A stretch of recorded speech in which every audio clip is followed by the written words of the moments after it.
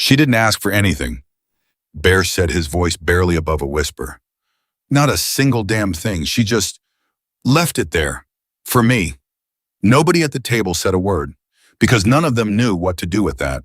A man who had buried his heart years ago sitting in a roadside diner trying to explain why a homeless child he'd never spoken to had just broken something open inside his chest that he thought was sealed forever. He couldn't explain it, but every single person in that room felt it. If this story moves you, and I believe it will, hit that subscribe button right now and follow this story all the way to the end. Drop a comment and tell me what city you're watching from. I want to see how far this story travels. The town of Millhaven, Kentucky didn't appear on any tourist map, and nobody who passed through it on the way to somewhere else ever thought to stop. It existed the way a lot of small American towns exist in the years after everything has changed.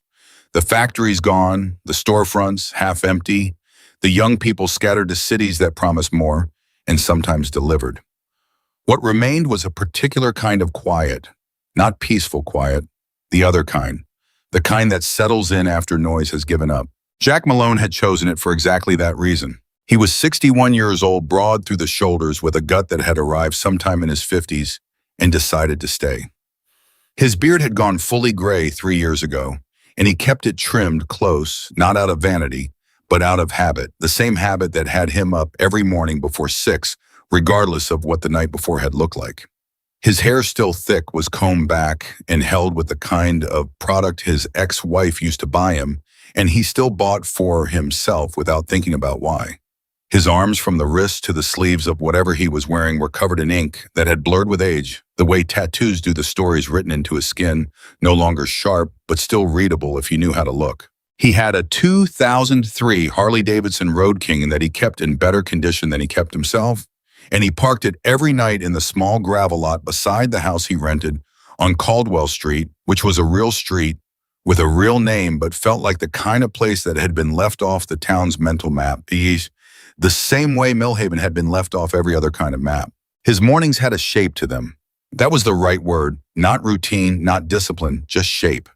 A shape that held him without requiring him to think too hard about why he needed holding. He woke at 5:40. He made coffee in a machine that was older than some of the prospects he'd once known. He drank the first cup standing at the kitchen counter, looking out the window at nothing in particular. Then he got dressed, jeans, boots, whatever shirt was on top of the pile, and he walked outside. He always checked the bike first. He didn't know why he'd started doing it. Maybe because the bike was the only thing he'd kept from the life before, not the chapter, not the brothers, not the woman he'd loved and failed and lost, just the bike. So he checked it the way you check on something that matters, running his hand along the tank, glancing at the tires, making sure everything was the way he'd left it. Then he walked to Peg's Diner on Main Street, and he had his second cup of coffee at the counter alone, and he watched the town wake up at the speed of something that had almost forgotten how. He had been doing this for 2 years and 4 months. He did not count the days. He knew the number anyway. It was a Tuesday in early October when he walked out to the bike and stopped. There was something on the seat, a paper bag, brown folded at the top, the kind you get from a grocery store or a bakery. It was sitting square in the center of his seat, which meant someone had placed it there deliberately, not dropped it or left it by accident. Deliberately. On his bike, on a seat that was at chest height and would have required intention to reach. Bear stood 4 feet away from it for a long moment. He was not a man who startled easily. He had spent years in situations where startling easily got you hurt or got someone else hurt, and the reflex had been trained out of him so completely that it sometimes worried the people around him. But this stopped him. This small brown paper bag on his motorcycle seat at 6 in the morning on a Tuesday in October stopped him the way almost nothing had stopped him in years. He looked up and down Caldwell Street. Nothing moving, a dog somewhere barking at its own schedule. The sky, the color of old pewter.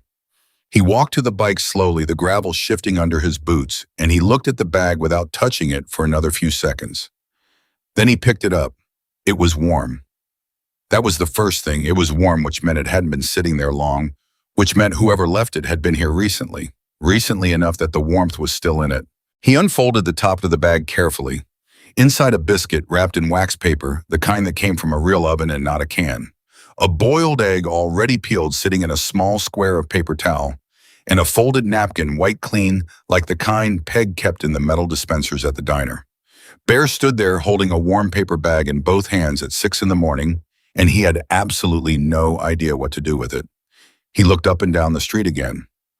That was when he saw her. She was across the street, half behind the blue metal dumpster that sat at the corner of the alley between the old hardware store and the building that used to be a pharmacy. She was small, not just child small, but genuinely small, the kind of thin that takes a while to register as alarming because your brain keeps waiting for it to resolve into something normal. Her hair was blonde, darker at the roots, and it hung loose around her face in the way hair looks when it hasn't been brushed in a while, but hasn't been entirely given up on either. She was wearing a gray hoodie that was too big for her, and jeans that were too short, and she had no shoes. No shoes in October on pavement that was already carrying the first real cold of fall. She was watching him, not hiding exactly. She was partly behind the dumpster, but she wasn't pressing herself against it or trying to disappear. She was just there, watching him hold the bag, watching to see what he would do with it. Their eyes met. Bear felt something move in his chest that had no name he was ready to give it. The girl didn't flinch. She didn't run. She looked at him with eyes that were older than 11 years old, had any right to be calm and steady, and carrying something behind them that he recognized without being able to say where from. And then she nodded. One small, deliberate nod, like a confirmation, like she was checking something off a list. And then she stepped back behind the dumpster, and by the time Bear had taken 2 steps toward the street, she was gone. No sound, no movement he could track, just gone. He stood on the edge of the gravel lot looking at the mouth of the alley for a full minute. Then he looked back down at the bag in his hands. The biscuit was still warm. He ate it at the counter at Peg's, which was unusual because Bear almost never ate breakfast. Peg herself, who had the particular gift of noticing things without appearing to look directly at anything, glanced at the wax paper he was folding up and said, "You bring that from home?" "No," Bear said. "Where'd it come from?" Bear thought about the answer to that question for a moment. "I don't know," he said. Peg refilled his coffee without being asked, which was her way of communicating that she had more to say and was deciding whether to say it. She was 64, had owned the diner for 22 years, and had been serving Bear his morning coffee for 2 of them. She had learned to read him the way you learn to read weather, not perfectly, but well enough. "You look like somebody walked over your grave," she said. "I'm fine," Bear said. "Uh-huh," Peg said, and moved down the counter to somebody else. Bear ate the biscuit slowly. It was good. Better than good, it was the kind of biscuit that someone had put actual care into the layers coming apart properly, the inside soft and still faintly warm. He ate the egg. He drank his coffee. He kept seeing the girl's eyes, that nod. He didn't understand what had just happened. He understood the mechanics of it. Someone had left food on his bike. He'd seen who she'd confirmed it in some silent way and then disappeared. He understood that part. What he didn't understand was the why of it, or the feeling it had left sitting in the middle of his chest like a stone that was somehow also warm. He left Peg's at 7:15 and walked back to the bike and rode out to the edge of town the way he did most mornings when he needed to think without being looked at. The cold air hit him the way it always did at that speed in October, sharp enough to push everything else back, and he let it. He rode for 40 minutes on empty back roads. And then he came back and he sat in the house on Caldwell Street and tried to read a book and couldn't. He kept thinking about her feet on the cold pavement. Wednesday morning, he was out front at 5:30. He told himself he was just up early. He made his coffee and stood at the window and watched the gravel lot. And at 5:53, he saw movement near the bike. Just a shape quick and low appearing from the direction of the alley and then gone again in less than 30 seconds. He walked outside. Same bag, same position on the seat, still warm. He looked toward the alley immediately this time, and she was there less hidden than yesterday, standing at the edge of the dumpster watching him with those same steady eyes. Bear raised a hand, not a wave exactly, just an acknowledgement. He was not sure what he was acknowledging. She looked at his raised hand. Then she nodded again, the same single, deliberate nod, and she was gone. Bear stood there a moment longer this time. He looked down the alley. He could hear faintly the sound of something, feet on pavement maybe, or just wind. He didn't follow. He opened the bag. Biscuit, egg, folded napkin. He sat on the front step of the house and ate it there in the cold, looking out at the empty street. He was aware that something was happening that he did not have the right vocabulary for yet. He had a feeling, not an emotion exactly, more like a pressure, like the feeling before weather changes, that whatever this was, it mattered. That some part of him he had stopped listening to a long time ago was trying to say something. He was not sure he was ready to hear it, but he ate the biscuit and the egg, and he folded the napkin carefully and put it in his jacket pocket instead of throwing it away. He didn't know why he did that either. By Friday, it had become something. He didn't have a word for what, but it had weight. It had the weight of a thing that repeats, and repetition gives things weight whether you want it to or not. Every morning the bag, every morning the girl, every morning that nod. She was a little less hidden each day, still not close, still not speaking, still vanishing before he could do more than acknowledge her. But the distance between the dumpster and the alley mouth was shrinking by small degrees, and Bear noticed it the way you notice small degrees of change in something you are paying close attention to. He started thinking about her during the day. Not obsessively, not the way you think about a problem you're trying to solve, more the way you think about something that doesn't fit any of your existing categories, and so keeps surfacing, keeps asking to be figured out. He thought about where she was sleeping, whether she had a coat, what she was eating because she wasn't keeping any of what he left for her. He'd figured that out by Thursday. Whatever he left on the bike the night before a $5 bill Thursday night, a pair of socks he'd bought at the dollar store on the way home, it was gone by morning taken, but it wasn't being kept. He knew that somehow without being able to explain how he knew it.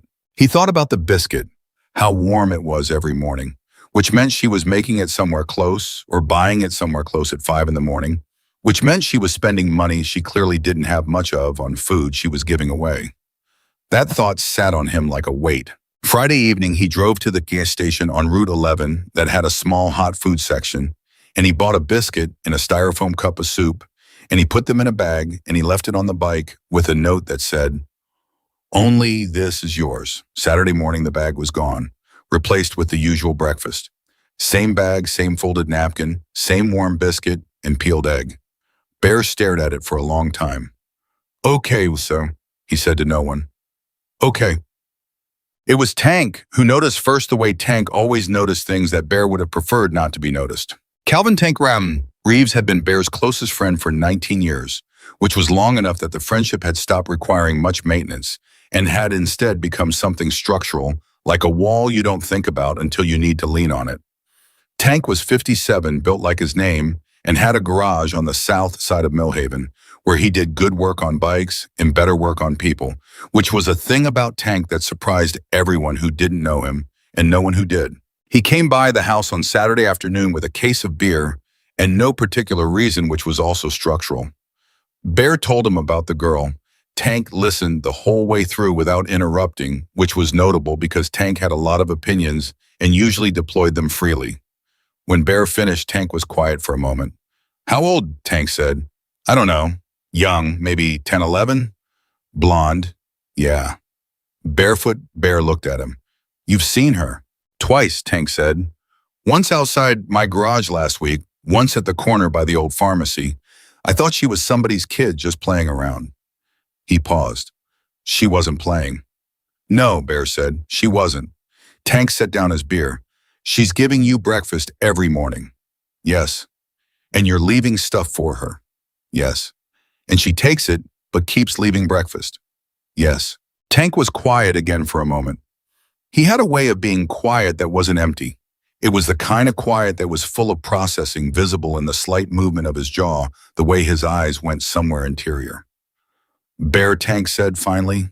"I know," Bear said. "She's spending her own money on you." "I know." "A homeless child." "I know, Tank." "Is spending money she doesn't have." "I said I know." Bear's voice was quieter than the words needed to be. "I know." Tank picked up his beer pour again. He turned it in his hand. He looked at the floor. "What are you going to do?" Tank said. "I don't know yet." "You're going to have to do something." "I know that too." "Because she's a child," Tank said, "and she's alone, and she's feeding you." Bear didn't answer. He'd been sitting with that exact sentence for 3 days. Sitting with the weight of it. Sitting with what it did to the part of him that had learned over the years and losses and wrong turns that added up to his life to keep the door mostly closed on things that could get in and rearrange everything. The last time something got to me like this, Bear said after a while, I wasn't ready for it. Are you ready for it now? Tank said. Bear looked at him. No, he said, but I don't think that's the point anymore. Sunday morning he was out at 5:15. He didn't try to intercept her. He'd learned enough by now to know that direct approach made her vanish, and vanishing was the one thing he needed her not to do. So he positioned himself differently, not at the bike, but on the front step of the house, visible, non-threatening, with 2 cups of coffee and a space beside him that was obviously a space someone could fill. He watched the bag appear on the bike seat at 5:54. He watched the shape move back toward the alley. I've got coffee, he said. He didn't raise his voice. He said it at conversational volume in the general direction of the alley, the way you'd say something to someone you knew was close enough to hear. The movement stopped. Silence. 10 seconds? 20. Bear looked straight ahead, not at the alley. He wrapped both hands around his own cup. I don't know if you take it any particular way, he said. I've got sugar in the house if you need it. Cream too. A pause. I don't use either. Never could stand it. Nothing. He waited. I'm going to leave this cup here, he said. On the step. I'm going to go inside. If you want it, it's yours. He set the second cup on the step beside him. He looked at it for a moment. Then he stood up, went inside and shut the door. He stood at the window where he could see the step. 3 minutes passed. 4. Then a small shape appeared at the edge of the gravel lot. She came forward in stages, stopping, listening, moving again. She reached the step. She picked up the cup. She looked at it. She looked at the door. Bear stepped back from the window. When he looked again, she was gone. The cup was gone with her. He stood in the middle of his kitchen, with one hand pressed flat on the counter, and he breathed slowly through his nose, the way he had learned to breathe when things moved through him that needed room. He had been alone in this house for 2 years and 4 months. He had been alone in every way that mattered for longer than that. He was not a man who talked about that or made claims about it. But in this moment in this kitchen at 6 in the morning on a Sunday in October, something in him that had been very still for a very long time shifted. Just slightly. Just enough. Monday she left the breakfast. He left coffee on the step. Tuesday same. Wednesday she came to the step and picked up the coffee while he was still sitting there. He didn't look at her directly. He looked out at the street. She stood at the corner of the step, not sitting, holding the cup in both hands, the way you hold something warm when you are cold, and he heard her drink and he heard her breathe, and he did not look at her because he understood without being told that looking directly would be the wrong move. Cold this morning, he said, silence. Going to get colder, he said. Another week, 2 weeks. He heard her shift her weight slightly. Boot on gravel, no, not a boot. Bare feet on the cold ground. He kept his face forward. You need shoes, he said, not as an accusation. Just as a fact, the way you'd state any fact. I've got a size 7.5 women's work boot I bought last week. They're on the step inside the door. If they don't fit, I'll get a different size. He stood up, went inside, left the door slightly ajar. He heard her on the step. He heard the door push open. He stayed in the kitchen, his back to the hallway, making noise with the coffee machine so she could hear that he was occupied and not watching. A pause, the sound of something being picked up. The door closed. He turned around. The boots were gone. He sat down at the kitchen table, and he didn't move for a while. It was Tank who said it out loud first, which was how it usually worked between them. Bear would carry a thing until Tank named it, and naming it was what allowed Bear to decide what to do about it. They were at the garage Thursday evening, Tank working on a Sportster that needed new primary chains, while Bear sat on an overturned milk crate and held a beer he wasn't really drinking. You've been looking for Tank said, not a question. Trying to understand the situation better, Bear said. You want to know if she's safe. I want to know if she has anywhere to be. Tank set down his wrench. He turned around and leaned against the workbench and looked at Bear with the directness that Bear sometimes found irritating and always ultimately needed. She's a child who's living on the street, Tank said. Alone in October. I'm aware. And every morning she's taking whatever she can scrape together and she's making you breakfast. I know that. Why do you think she's doing that? Bear turned his beer in his hands. He'd thought about that question, turned it over, held it up to different kinds of light. He'd come at it from different angles and always arrived at the same answer, which was the one he was least comfortable with. Because she wanted to do something for someone, Bear said, without being asked, without getting anything for it. He paused. Because she needed to. Tank was quiet.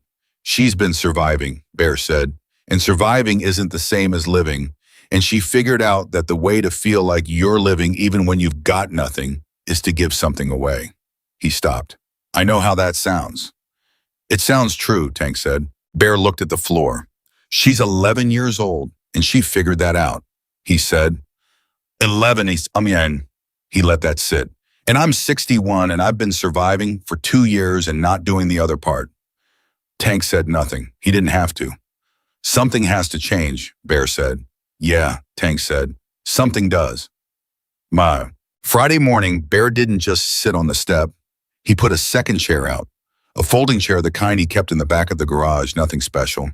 He set it at a reasonable distance from his own chair, angled slightly outward the way you'd set up furniture for someone who might be more comfortable not being looked at directly.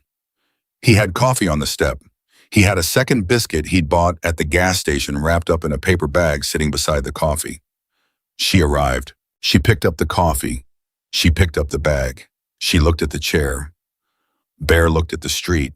She sat down. Not all the way perched at the edge, weight forward, ready to be gone in 1 second. But she sat. They didn't speak for 4 minutes.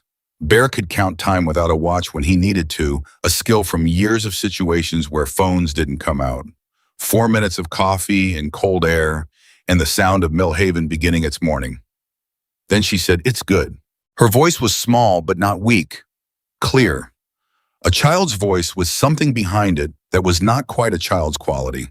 The coffee, Bear said. The biscuit, she said. Gas station, he said. She was quiet. Then mine are better. Yes, Bear said. They are. A pause. How do you make them that good, Bear said. She didn't answer right away. He heard her shift in the chair. Practice, she said. The word landed with a weight neither of them commented on. Bear drank his coffee. The morning light was coming in gray and flat over the buildings across the street, and somewhere on the next block, a truck was backing up with its warning sound going, and it was a perfectly ordinary morning in a town that most people had stopped paying attention to. He felt more awake than he had in years. Saturday she came back. Sunday she came back. Monday morning she sat in the chair for 40 minutes. Her name, Bear had decided she would tell him when she was ready. He didn't ask. He understood that asking would be the wrong move. In the same way looking directly had been the wrong move. Some things you have to wait for, and waiting is its own kind of offering.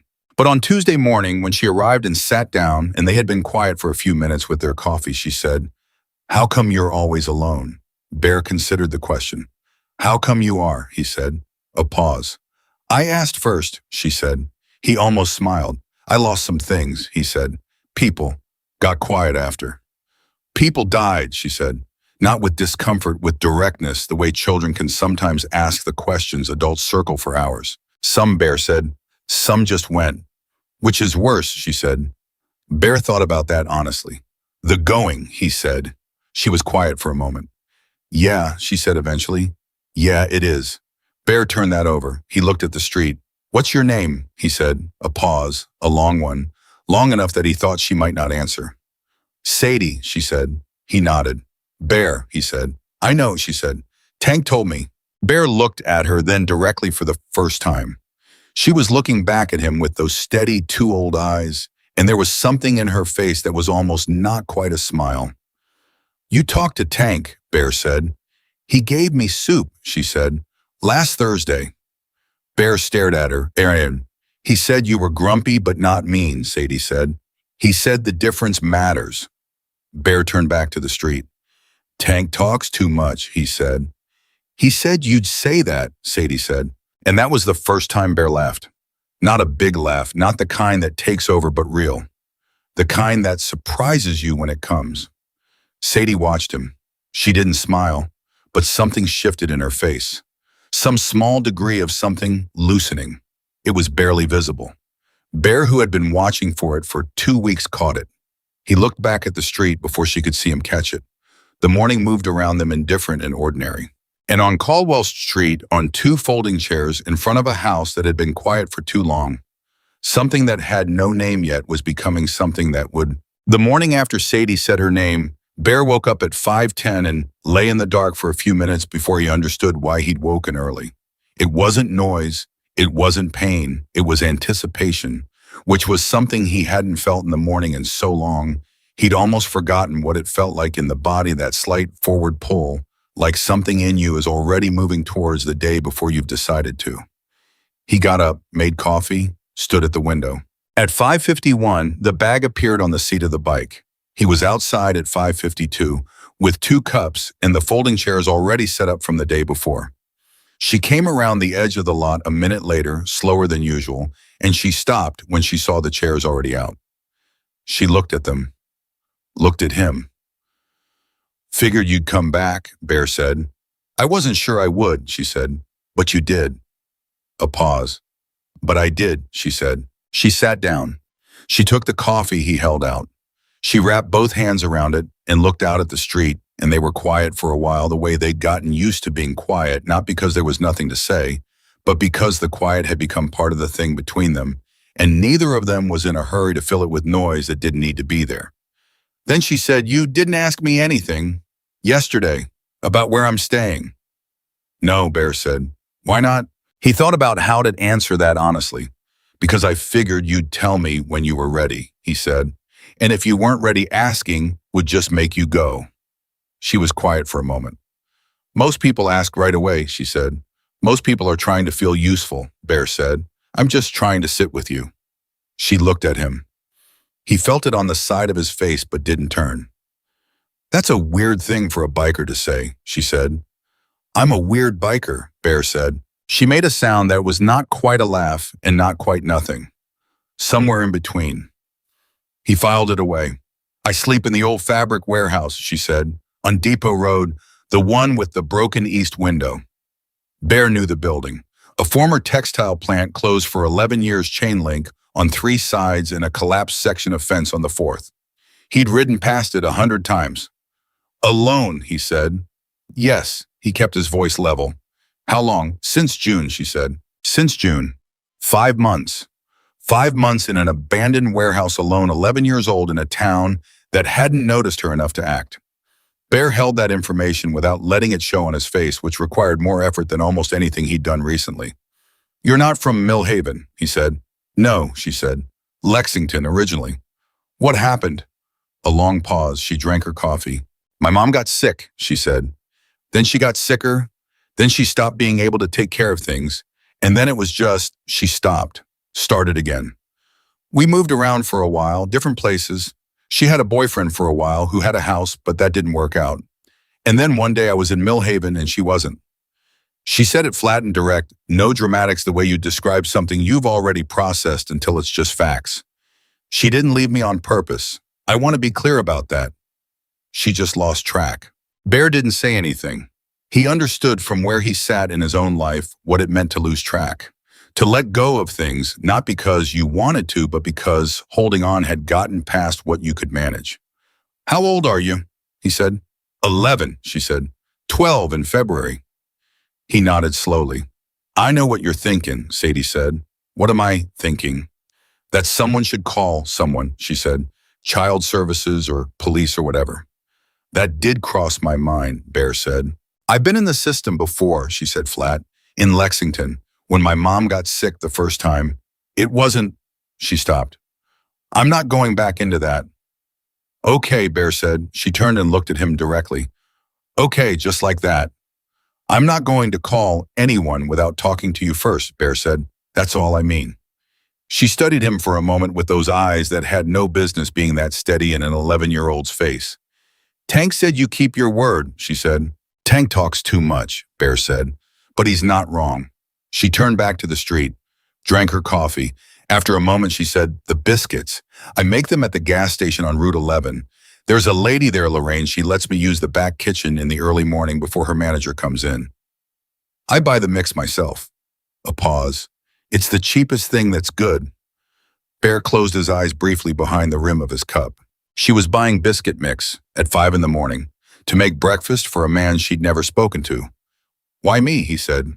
Silence, a long one. I don't know exactly, she said. I saw you the first morning.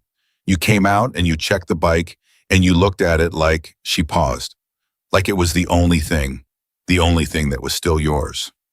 Another pause. I know what that looks like from the inside, she said. I thought maybe you needed something. Bear didn't trust himself to speak for a moment. You were right, he said finally. She nodded once, looking straight ahead. I know, she said, not with arrogance, with the simple accuracy of someone who had gotten very good at reading people from a distance. He told Tank that evening.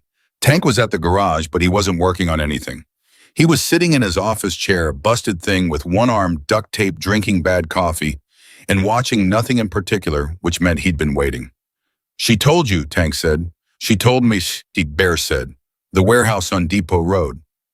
Tank's jaw tightened visibly. Since June. June. 5 months. Yes. In that building. Tank set his cup down with more force than he intended. Bear. I know. She's a child. I know, Tank. We have to. I gave her my word I wouldn't call anyone without telling her first, Bear said. So we're not doing that, not yet. Tank stared at him. Then what are we doing? Bear had been thinking about exactly that since 6 in the morning. He'd turned it over all day, writing, sitting, not reading the book he'd picked up 3 times and put down 3 times. What do you do when you found something that matters and you can't fix it in any of the ways you know how to fix things? We make it better where we can, Bear said, right now while we figure out the rest. Tank was quiet for a moment. Then he said, what does she need? Everything, Bear said, but she'll only take some of it. How do you know that? Because she takes the coffee, Bear said, and the boots, but she keeps leaving breakfast and she keeps not asking for anything else. She needs things, but she needs to feel like that she's giving something too. You take that away from her and she disappears. He paused. She's got her pride. It's one of the only things she's got that nobody can take if she doesn't let them. I'm not taking it. Tank was looking at him with an expression Bear didn't see on Tank's face very often. Something between respect and the particular sorrow of understanding something you wish you didn't. You know what you just described, Tank said. Don't, Bear said. I'm just saying. I said don't, Tank. Tank picked up his coffee. He drank it. He looked at the wall. There are kids' winter coats at the Goodwill on Franklin, he said. I drove past it today. Big window display, girls section. I'll check it tomorrow, Bear said. I'll check it with you, Tank said. Wednesday morning, the chair situation changed again. Bear had moved the chairs to the edge of the small covered area by the front door out of the wind that had picked up overnight. When Sadie came around the corner and saw them, she stopped. She looked at where they'd been before. She looked at where they were now. Out of the wind, Bear said. She came over, sat down, took the coffee. They were quiet. Then Bear said, I've got something in the house if you want it. She looked at him. Coat, he said. Winter one, found it yesterday, figured it was worth asking. She said nothing for a moment. He watched her work through it, the thing he'd noticed in her, where she had to run an offer through a whole internal negotiation before she could accept anything, checking it from all angles, making sure it wasn't attached to something that would cost her. What kind, she said. Dark green, he said. Heavy, the kind that actually works. What size? I brought the tag, he said. He pulled a small slip of paper from his jacket pocket and read, Girls large, which runs 12 to 14. She thought about this. That might be too big, she said. Too big keeps the wind out the same as right-sized, Bear said. Another pause. Okay, she said. He got up, went inside, came back with the coat. He held it out. She took it without looking at him and she put it on over the hoodie, and it was slightly too big the way he'd said it might be, but the moment it settled around her, he saw something happen in her shoulders. A small releasing. The particular physical language of warmth reaching someone who hasn't been warm in a while. She didn't say thank you. He didn't expect her to. That wasn't how it had worked between them. What she did instead was settle deeper into the chair just slightly, the way you settle when you're less cold than you were a minute ago. He sat back down. They drank their coffee. It's good, she said after a while. Yeah, Bear said. The coat, she said. Not the coffee. The coffee is only okay. I've been making it the same way for 30 years, Bear said. That's the problem, she said. He turned his head slightly and she was looking straight ahead, but the corner of her mouth had a shape to it that hadn't been there a week ago. He turned back to the street. I'll take that under consideration, he said. By the third week, the dynamic had shifted in ways Bear tracked carefully without commenting on. Sadie came earlier, not drastically 10 minutes 15, but earlier. She stayed longer. The 40-minute mornings became hour mornings, became on the weekend, 2 hours during which they actually talked in ways that built on each other, the way real conversation builds rather than circling the same safe territory. She was sharp. That was the thing that kept catching Bear off guard, not because he'd underestimated her, but because her sharpness arrived in unexpected directions. She had opinions about things, strong, specific, argued opinions, and she held them without aggression, but also without any particular interest in backing down from them. And she asked questions that went sideways from where you expected them to go. She asked him once, sitting on the step in the third week, why people got tattoos of things that hurt them. Bear looked at his arms. What makes you think they're of things that hurt them? Yours are, she said. He was quiet for a moment. How do you know? Because you look at them sometimes when you think nobody's watching, she said. And you don't look happy when you do. He turned his coffee cup in his hands. Some of them are people, he said, that aren't here anymore. So you carry them, she said. Yeah.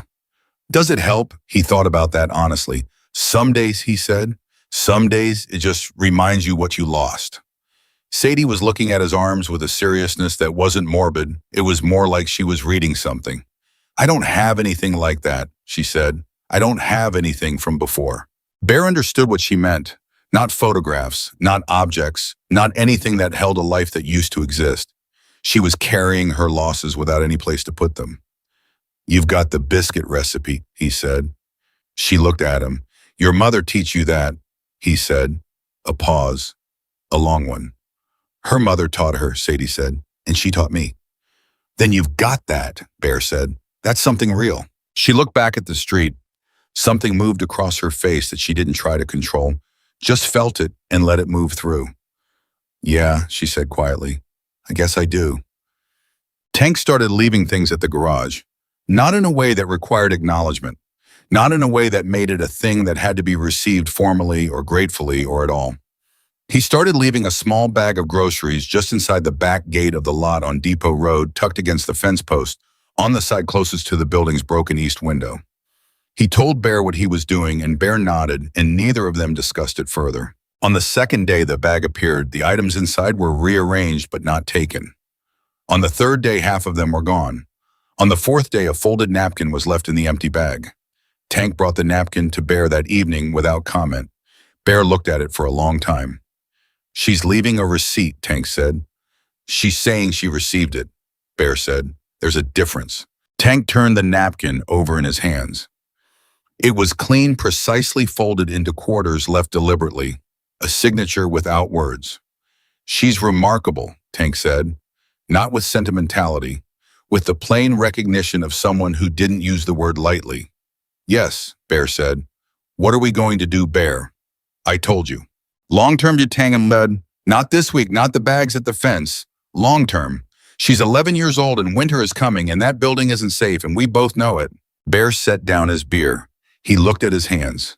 He had been thinking about long-term every day for the past week and arriving at the same wall every time, which was the wall of what Sadie would and wouldn't accept and what the law would do if it got involved and how those two things pointed in directions that might not go the same way.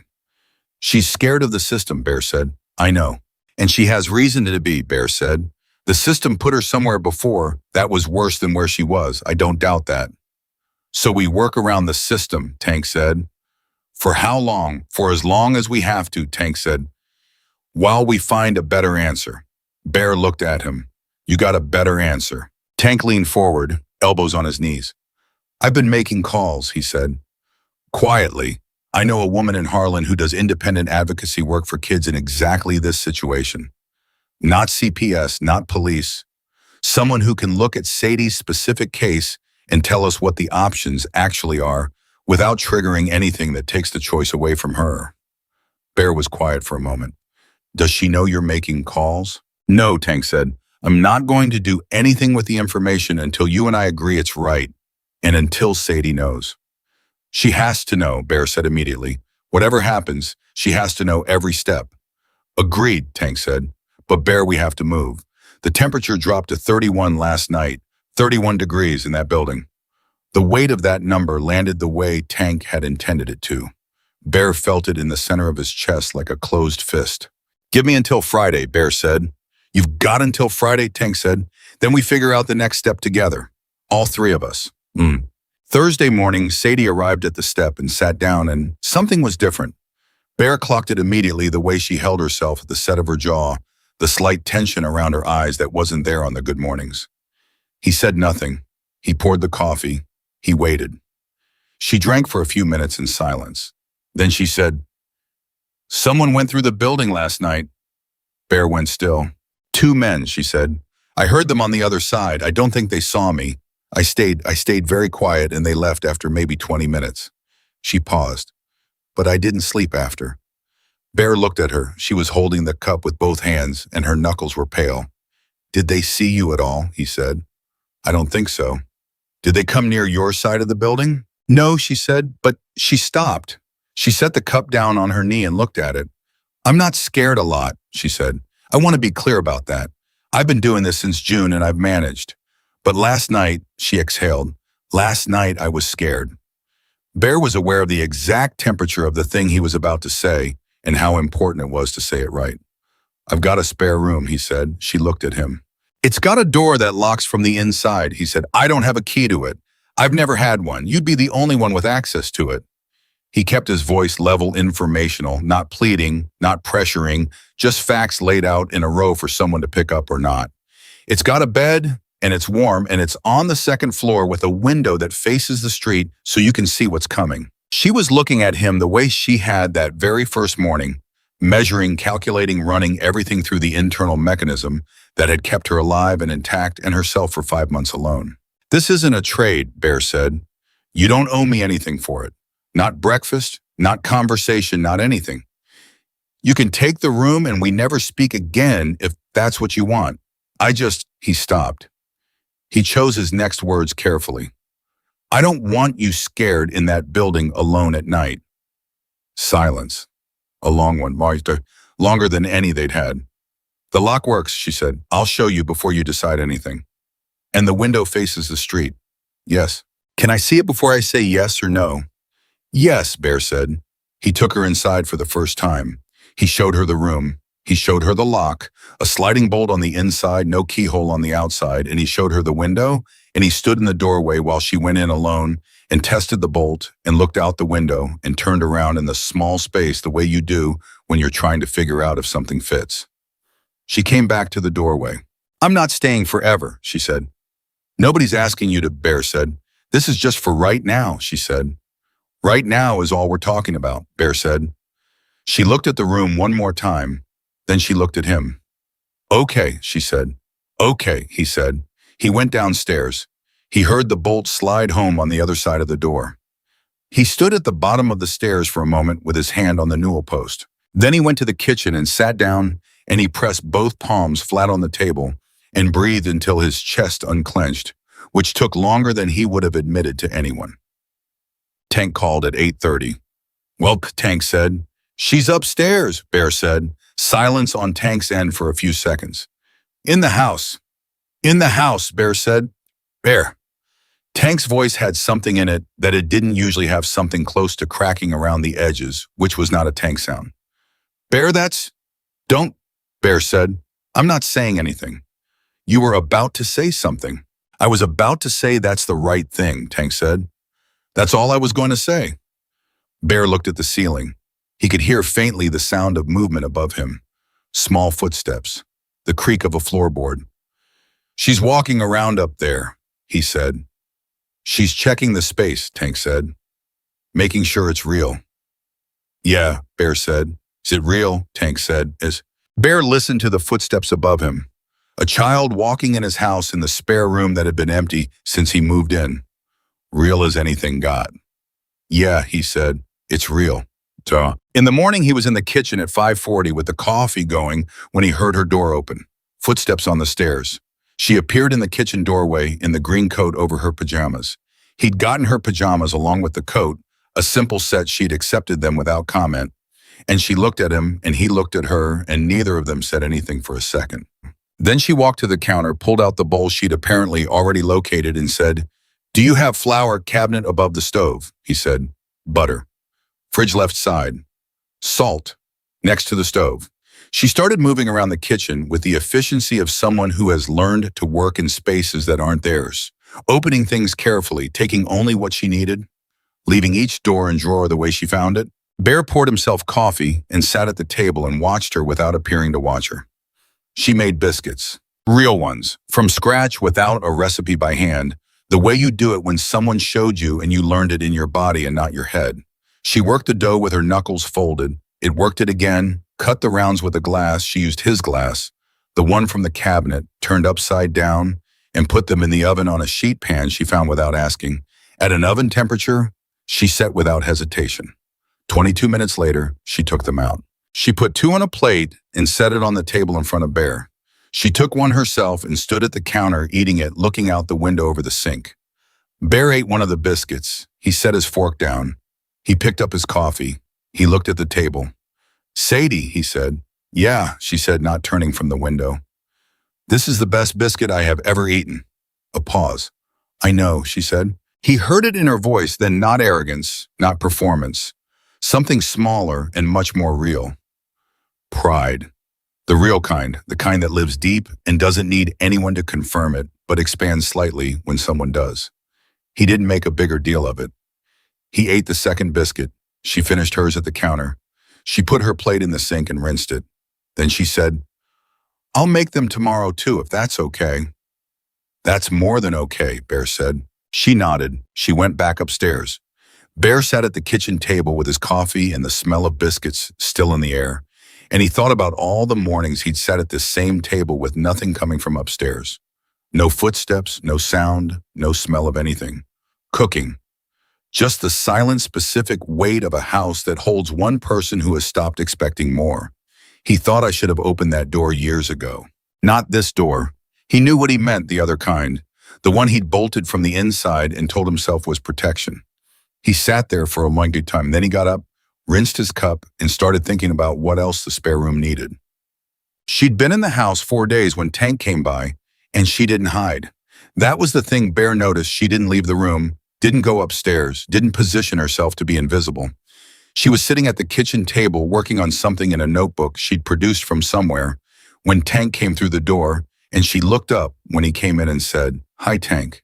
The way you greet someone you've already decided is safe." Tank froze in the doorway for approximately 1 second. Then he recovered himself and said, "Hey, Sadie," like he'd been greeting her in Bear's kitchen his entire life. He sat down, Bear poured coffee, Sadie kept working in her notebook. "What are you doing?" Tank asked her. "Math," she said. "I'm behind." "From school?" "From not going," she said without any shame about it. "Just a fact. I taught myself what I could, but I'm behind in math." Tank glanced at Bear. Bear gave a fractional headshake that meant not yet.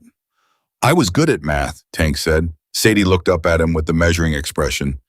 "Were you?" "Still am, actually," Tank said. "What are you working on?" She slid the notebook across the table. Tank looked at it. He looked at Bear. He looked back at the notebook. "Pull your chair over," he said to Sadie. "I'll show you." She pulled her chair over. Bear stood at the counter with his coffee and watched Tank, a 57-year-old motorcycle mechanic with hands the size of bear paws, lean over a notebook explaining fractions to an 11-year-old girl who was nodding at everything he said with her pencil ready, and something about that specific image put a pressure behind Bear's eyes that he hadn't felt in a long time and hadn't been prepared for this morning. He turned to the window, looked out at the street, breathed. He heard Tank say something wrong about a step in the problem, and he heard Sadie say, "That's not right." And he heard Tank say, "Yes, it is," and Sadie say, "No, here, look," and the sound of pencil on paper and Tank going quiet for a second and then saying, "Huh, she's right." Bear smiled at the window. He didn't turn around so nobody could see it, but it was there. real as anything, wide enough to reach places in his face that hadn't been asked to do that in longer than he could honestly say. And on Caldwell Street, in the house that had been empty, in all the ways that mattered something, was building that none of them had the right words for yet. Something made of biscuits and bad coffee and a child's notebook and a broken man's spare room and a mechanic who knew fractions and left grocery bags at fence posts. Something that in a few weeks would be tested in ways none of them saw coming.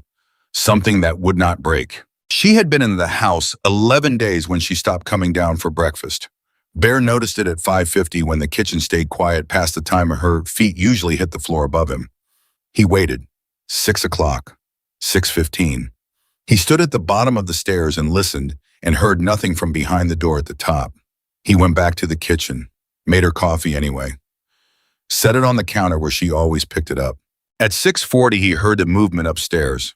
Slow. Not her usual movement, which was purposeful and light and had a rhythm to it he'd learned without meaning to. This was different, heavier, unsteady. She came down the stairs holding the railing. Bear looked at her and kept his face level through an act of will. She was pale in a way that was visible even in the kitchen light. There were shadows under her eyes that hadn't been there the night before, and she was holding her left side slightly, not dramatically, the way you hold something that hurts when you're trying not to show that it hurts. "Sit down," Bear said. "I'm fine," she said. "Sadie, sit down." She sat. She pulled the coffee toward her and wrapped her hands around it, and Bear set a biscuit in front of her. He'd started making them himself on her bad mornings, following the method he'd watched her use until he could approximate it, not as good as hers, but close enough, and she looked at it and didn't eat it. "What happened?" he said. "Nothing," she said. "You're holding your side." "I fell," she said. He looked at her. She looked at the coffee. "Where?" he said. "On the stairs. Last night. I got up for water and I slipped." Bear sat down across from her. He put both hands flat on the table and looked at her with the particular attention he usually reserved for things he needed to understand completely before he acted on them. "Show me," he said. "It's fine, Sadie. Show me." She lifted the edge of her shirt, slightly, just enough. Bear looked at the bruising along her lower left ribs, deep purple, already yellowing at the edges, which meant it wasn't from last night. It was older than last night. "That didn't happen on my stairs," Bear said. She pulled the shirt down. She looked at the coffee. "When," Bear said. His voice was quiet, carefully, deliberately quiet. Silence. "Sadie." "3 nights ago," she said, "when I went back to the warehouse to get the rest of my things." Bear went very still. "I told you I was going back for my bag," she said. "You said okay." "I said okay," Bear said. "I didn't know." He stopped. He breathed. "What happened?" It wasn't a question exactly. It was the kind of statement that creates a space that has to be filled. She drank her coffee, set it down, looked at the table. "There were 2 men," she said, "different ones from before. They saw me coming out of the building and they thought," she paused, "they thought I had money. People who sleep in buildings sometimes have money hidden somewhere. They thought that." A breath. "I didn't have anything. I told them that. They didn't believe me at first." Bear's hands pressed flatter on the table. "At first," he said. "They left," she said. "When they saw I really didn't have anything. They left." She looked up at him. "I'm okay. I got out. I've been okay the whole time. It hurt to breathe deep for a couple days, and I didn't want to worry you." Bear looked at her face. 11 years old, again, sitting in his kitchen telling him she hadn't wanted to worry him 3 days after 2 grown men had put their hands on her in an alley because they thought she was worth robbing. Something moved through him that he hadn't felt in years. He had a name for it, but he set that name aside, set it down carefully, the way you set down something dangerous, because acting on it was not what this moment needed. What this moment needed was her. "You should have told me," he said. "I know," she said. "That same night," he said. "You should have come and knocked on my door." She looked at him. "I didn't want to." "Sadie." His voice had something in it that stopped her. "You live here. You don't have to earn the right to knock on a door in your own house when something happens to you." He let that sit for a second. "This is your house too. You understand me." She stared at him. "I need you to say you understand me," Bear said. A pause. A long one, but "I understand," she said. "Good," he said. He stood up. He walked to the window and stood there for a moment with his back to her. He needed a moment where she couldn't see his face. Eat the biscuit, he said. He heard her pick it up. He called Tank from the back of the house. Tank answered on the second ring, which meant he was already up, which meant Tank had been getting up early in the way people do when they're worried about something they can't fix from where they're standing. She was hurt, Bear said. 3 days ago, 2 men at the warehouse. She didn't tell me. A silence on Tank's end that Bear knew the texture of. How bad, Tank said. Ribs, bruised, maybe cracked, I can't tell. Nothing worse than that physically. Bear paused. She was scared, Tank. She hid it, and she was scared, and she's been carrying it alone for 3 days in my house, and she did not knock on my door because she didn't want to be a burden. God, Tank said quietly. I know. We need to get her looked at. She won't go to a hospital, Bear said. I know she won't, but I know a guy Reyes over in Harlan. He was a medic. He does off-the-book stuff for the club sometimes. You think he'd come out? Call him, Tank said. I'll pay whatever. I'll call him, Bear said. Bear, Tank's voice dropped. Those 2 men. I know, Bear said. She gave you anything description where they went. I didn't push it, Bear said. It's not the priority right now, isn't them. It's not, Tank agreed, but it gets to be. Later. Later, Bear said. Yeah. He hung up. He stood in the back of the house for a moment with the phone in his hand. He was aware of a very clear and specific feeling. Not rage, not yet, or not only rage, but something underneath it, something older and simpler, which was the feeling of responsibility. Of having been close enough to prevent something and not having been in the right place at the right time to do it. He knew rationally that he couldn't have known. She had gone in the afternoon while he thought she was doing her usual errand. He'd said okay because she'd asked, and he trusted her to handle her own movements, which she was entitled to. He knew all of that. It didn't move the feeling.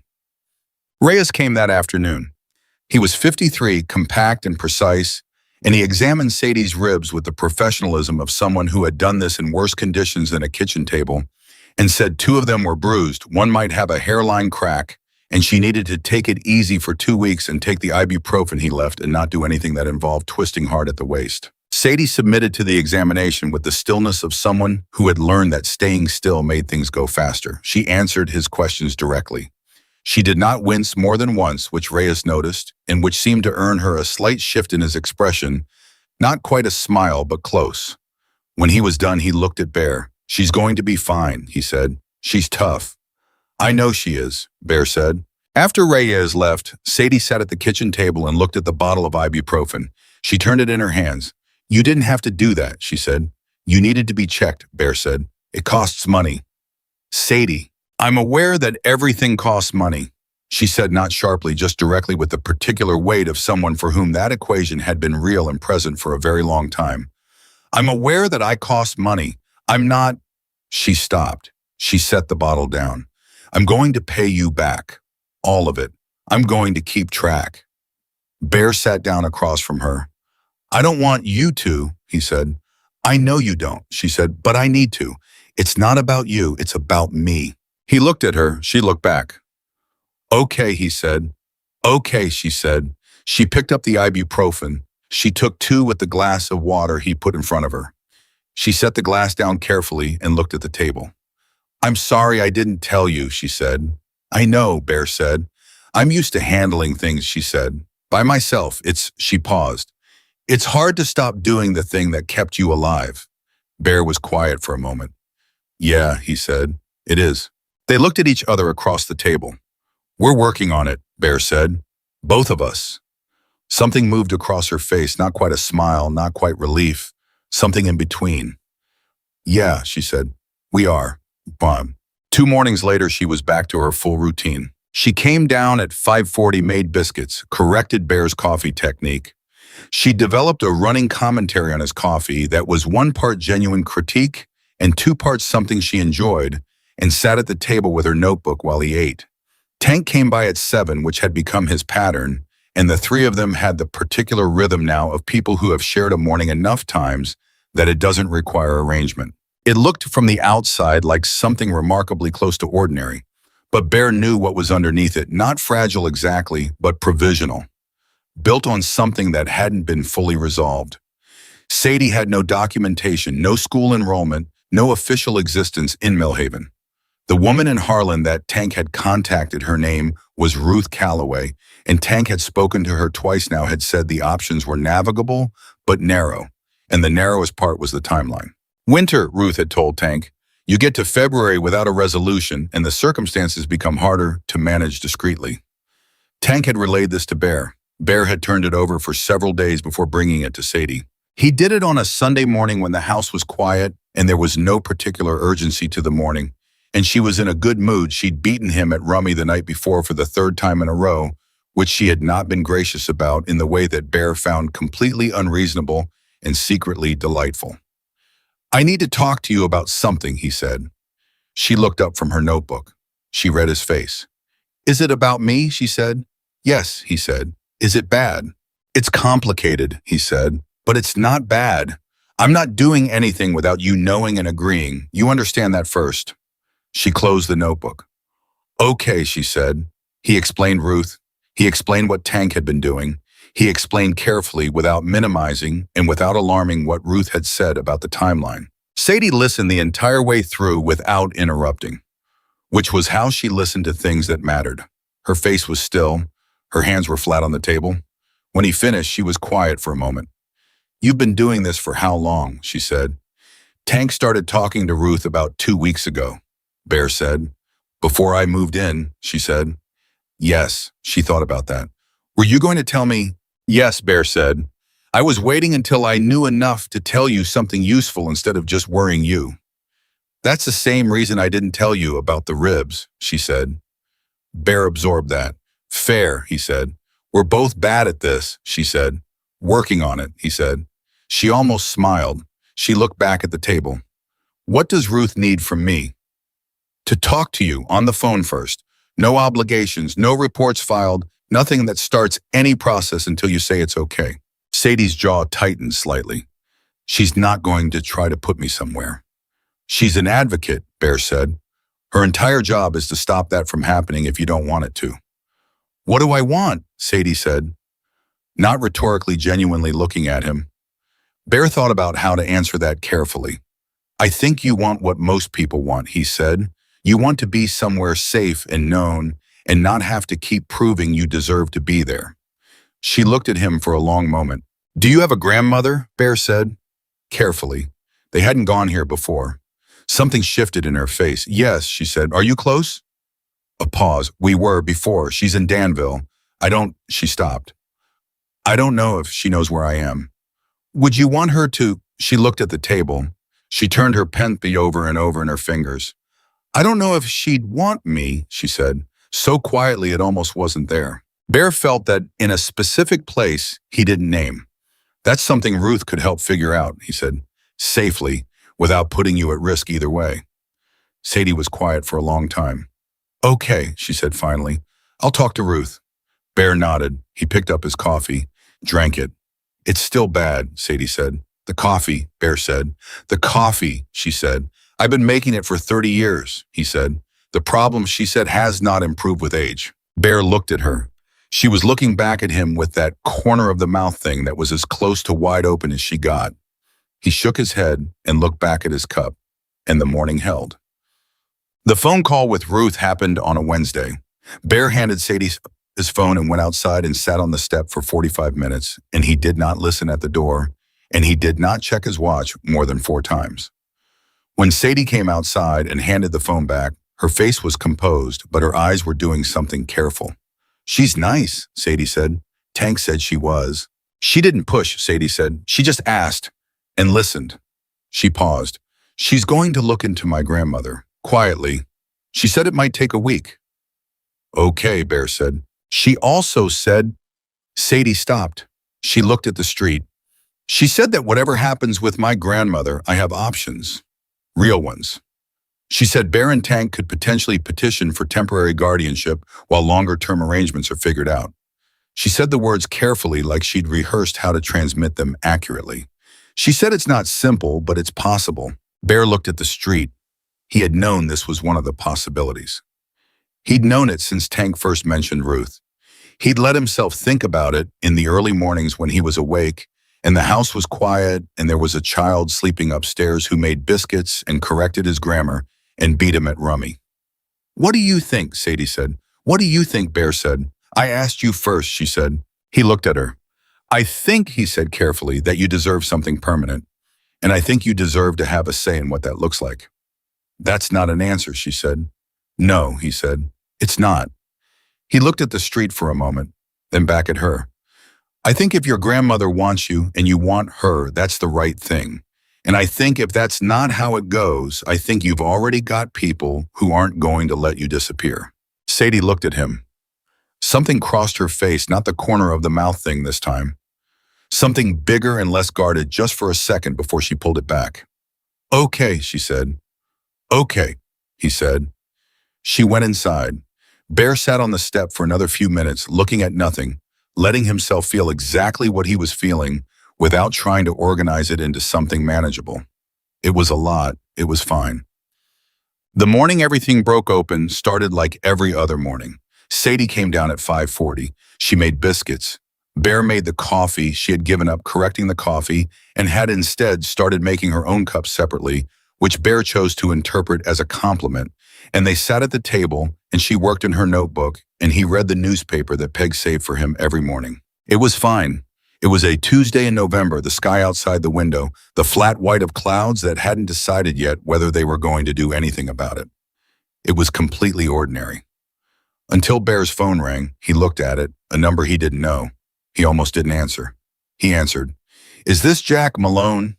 The voice was a woman's, formal but not cold. "Who's calling?" Bear said. "My name is Carol Simmons. I'm a caseworker with the Garrard County Department of Social Services." A pause. "We've received a report regarding a minor believed to be in your residence, a girl approximately 11 years old." Bear looked at Sadie. She was looking at him, already having heard the change in his voice. He stood up and walked to the back of the house. "Who filed the report?" he said. "I'm not able to share that information," the woman said. "What I can tell you is that we're required by law to follow up. We'd like to schedule a visit to your home.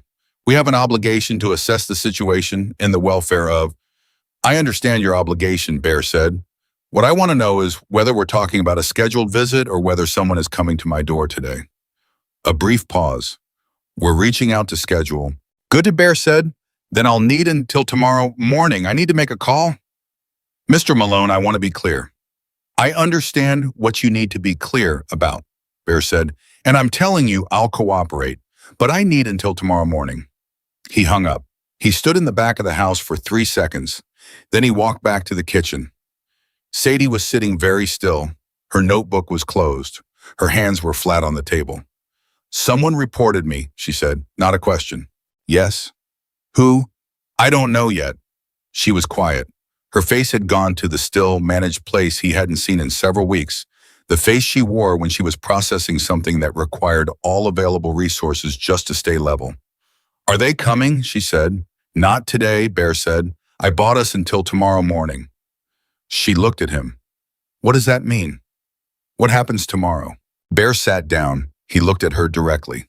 "I'm going to call Ruth right now in Tank, and we're going to figure out the best possible version of tomorrow before tomorrow comes. And I'm going to tell you everything we decide, every step." He paused. "But Sadie, I need you to hear me." She was looking at him. "I am not going to let anything happen to you," Bear said. "That is not a promise I make lightly. You know that about me by now." She looked at him for a long moment. Her jaw was tight. Her eyes were doing the thing where they went somewhere interior, that self-sufficient, calculating look. And then they came back, and she said, "I know that about you." "Good," Bear said. "Call Ruth," she said. He called Ruth. Ruth, to her credit, did not panic.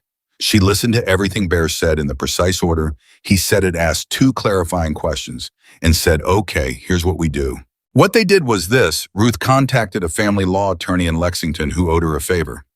The attorney, a woman named Diane Park, agreed to accompany Bear to the DSS visit and to have on record, by the time it happened, a formal petition for temporary guardianship filed under Bear's name.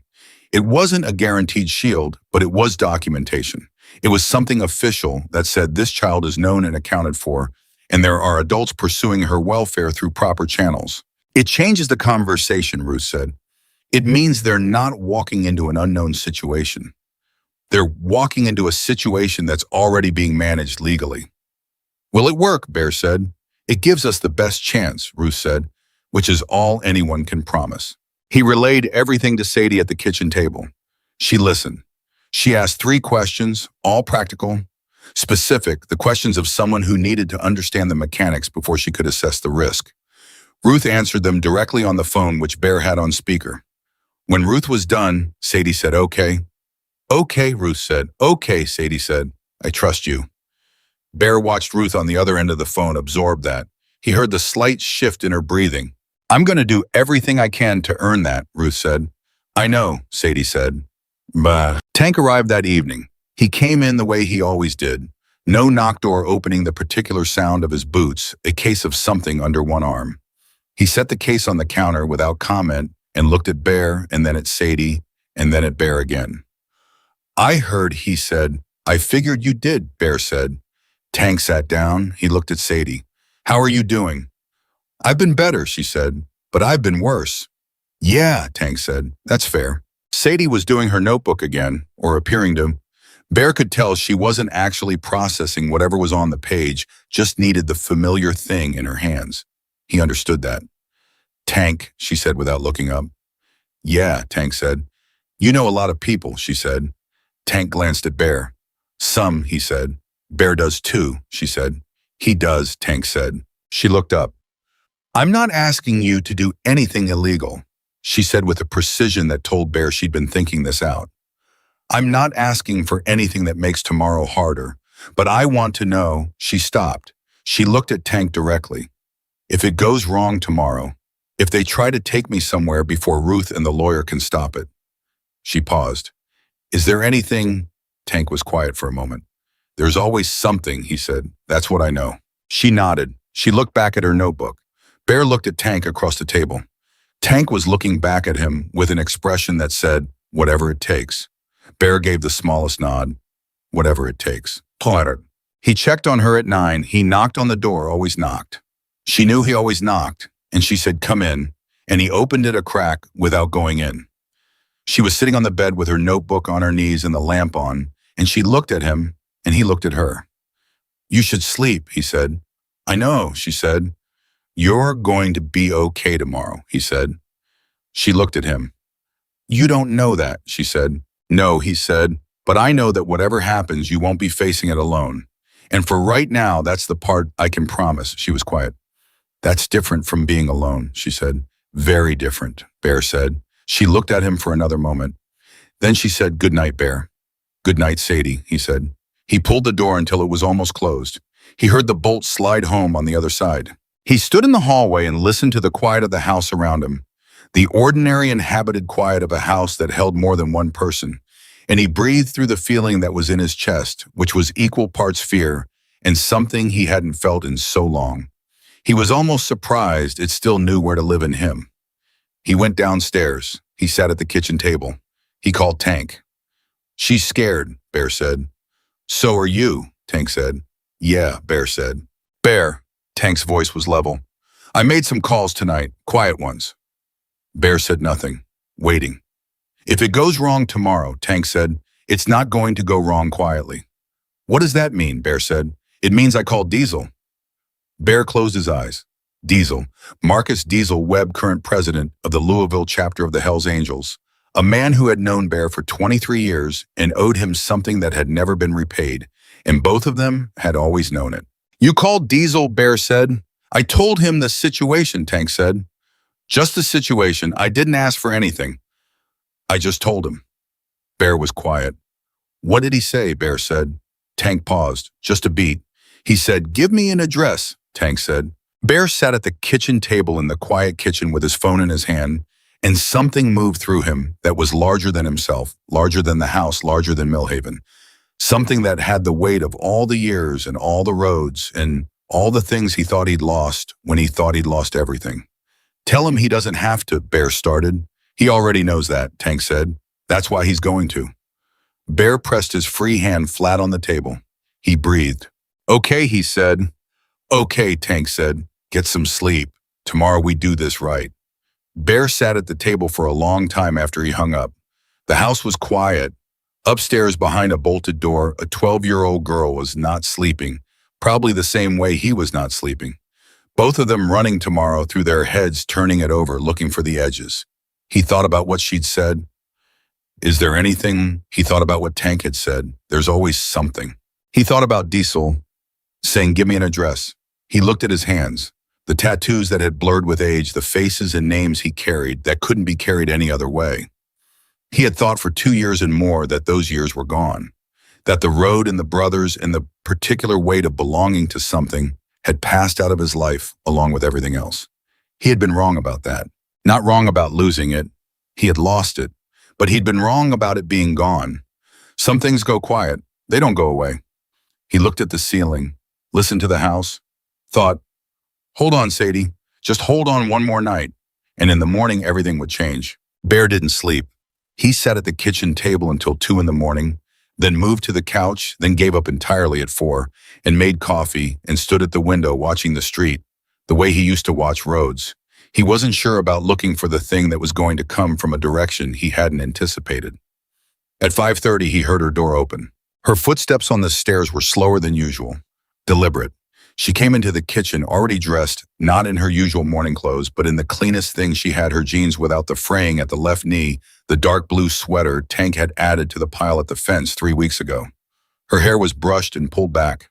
She had done all of this on purpose, and Bear understood what it meant. She was presenting herself, making herself as visible and credible and normal as she knew how to be for people who were going to look at her and make decisions.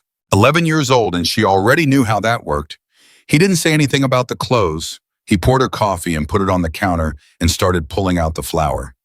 You don't have to make them, she said. I know, he said. I can make them, she said. I know that too, he said. Sit down, let me do it. She sat. She wrapped both hands around the coffee and watched him work. He could feel her watching, feel the particular quality of attention she gave things when she was trying to hold herself together, taking inventory, cataloging the ordinary, using the familiar as ballast. He made the biscuits.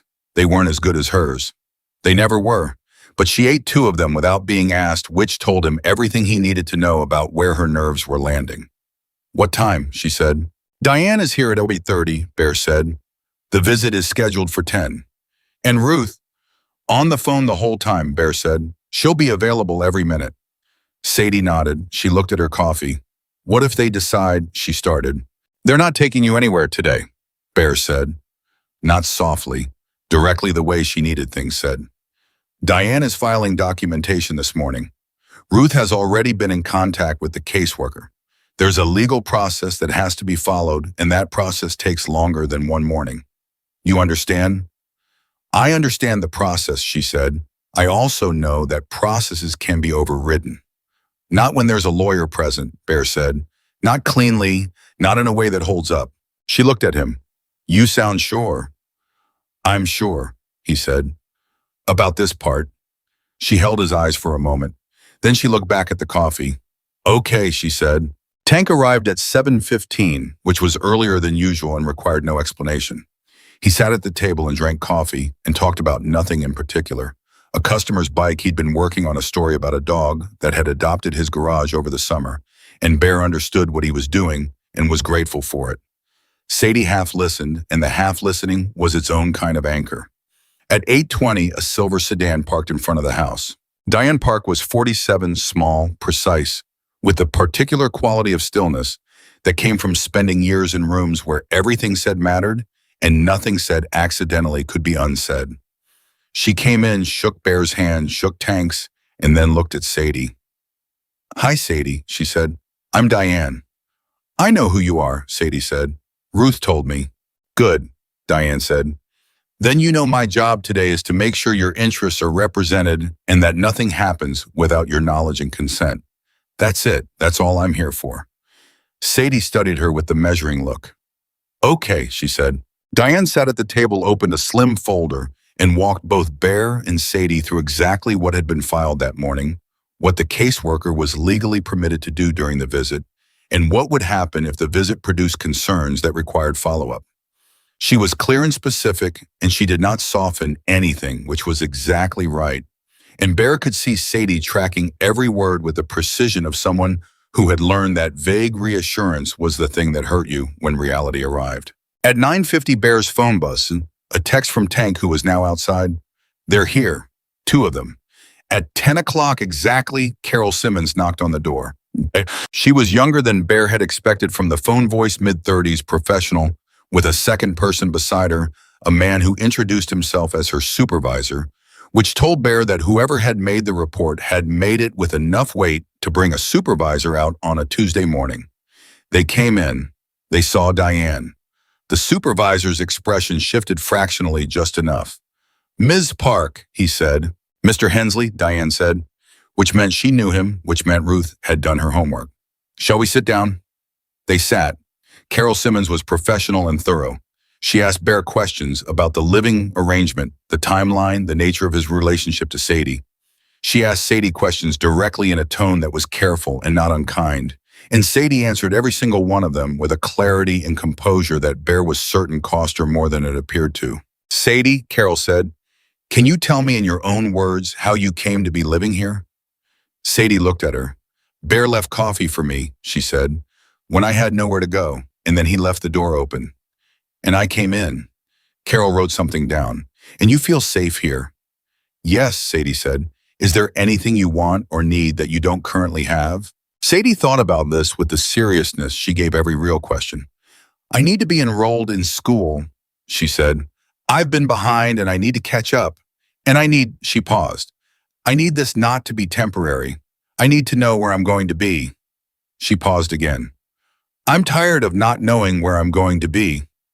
The room was very quiet for a moment. Carol looked at Diane. Diane looked at Hensley. Hensley was looking at Sadie with an expression that had moved past professional into something more like human. "That's a very reasonable thing to want," Carol said. "I know it is," Sadie said. The visit lasted 90 minutes. When Carol and Hensley left, they took notes and said they would be in touch with Diane within 48 hours. What they did not do was take Sadie. What they did not do was issue any immediate action. What they did, and Bear watched this in the slight exchange between Hensley and Diane at the door, was signal without saying it directly that the situation as presented was one they were prepared to let the legal process handle. When the door closed, Sadie sat at the kitchen table and put both hands over her face. Not crying, just covering, holding herself together from the outside for a moment. Bear sat down across from her. He didn't say anything. He put his hand on the table palm, up, not demanding, just available. After a moment, she put one hand down on top of his. He closed his hand around hers. They sat like that for a while. Tank from the doorway said nothing. Diane from the hallway found somewhere else to look.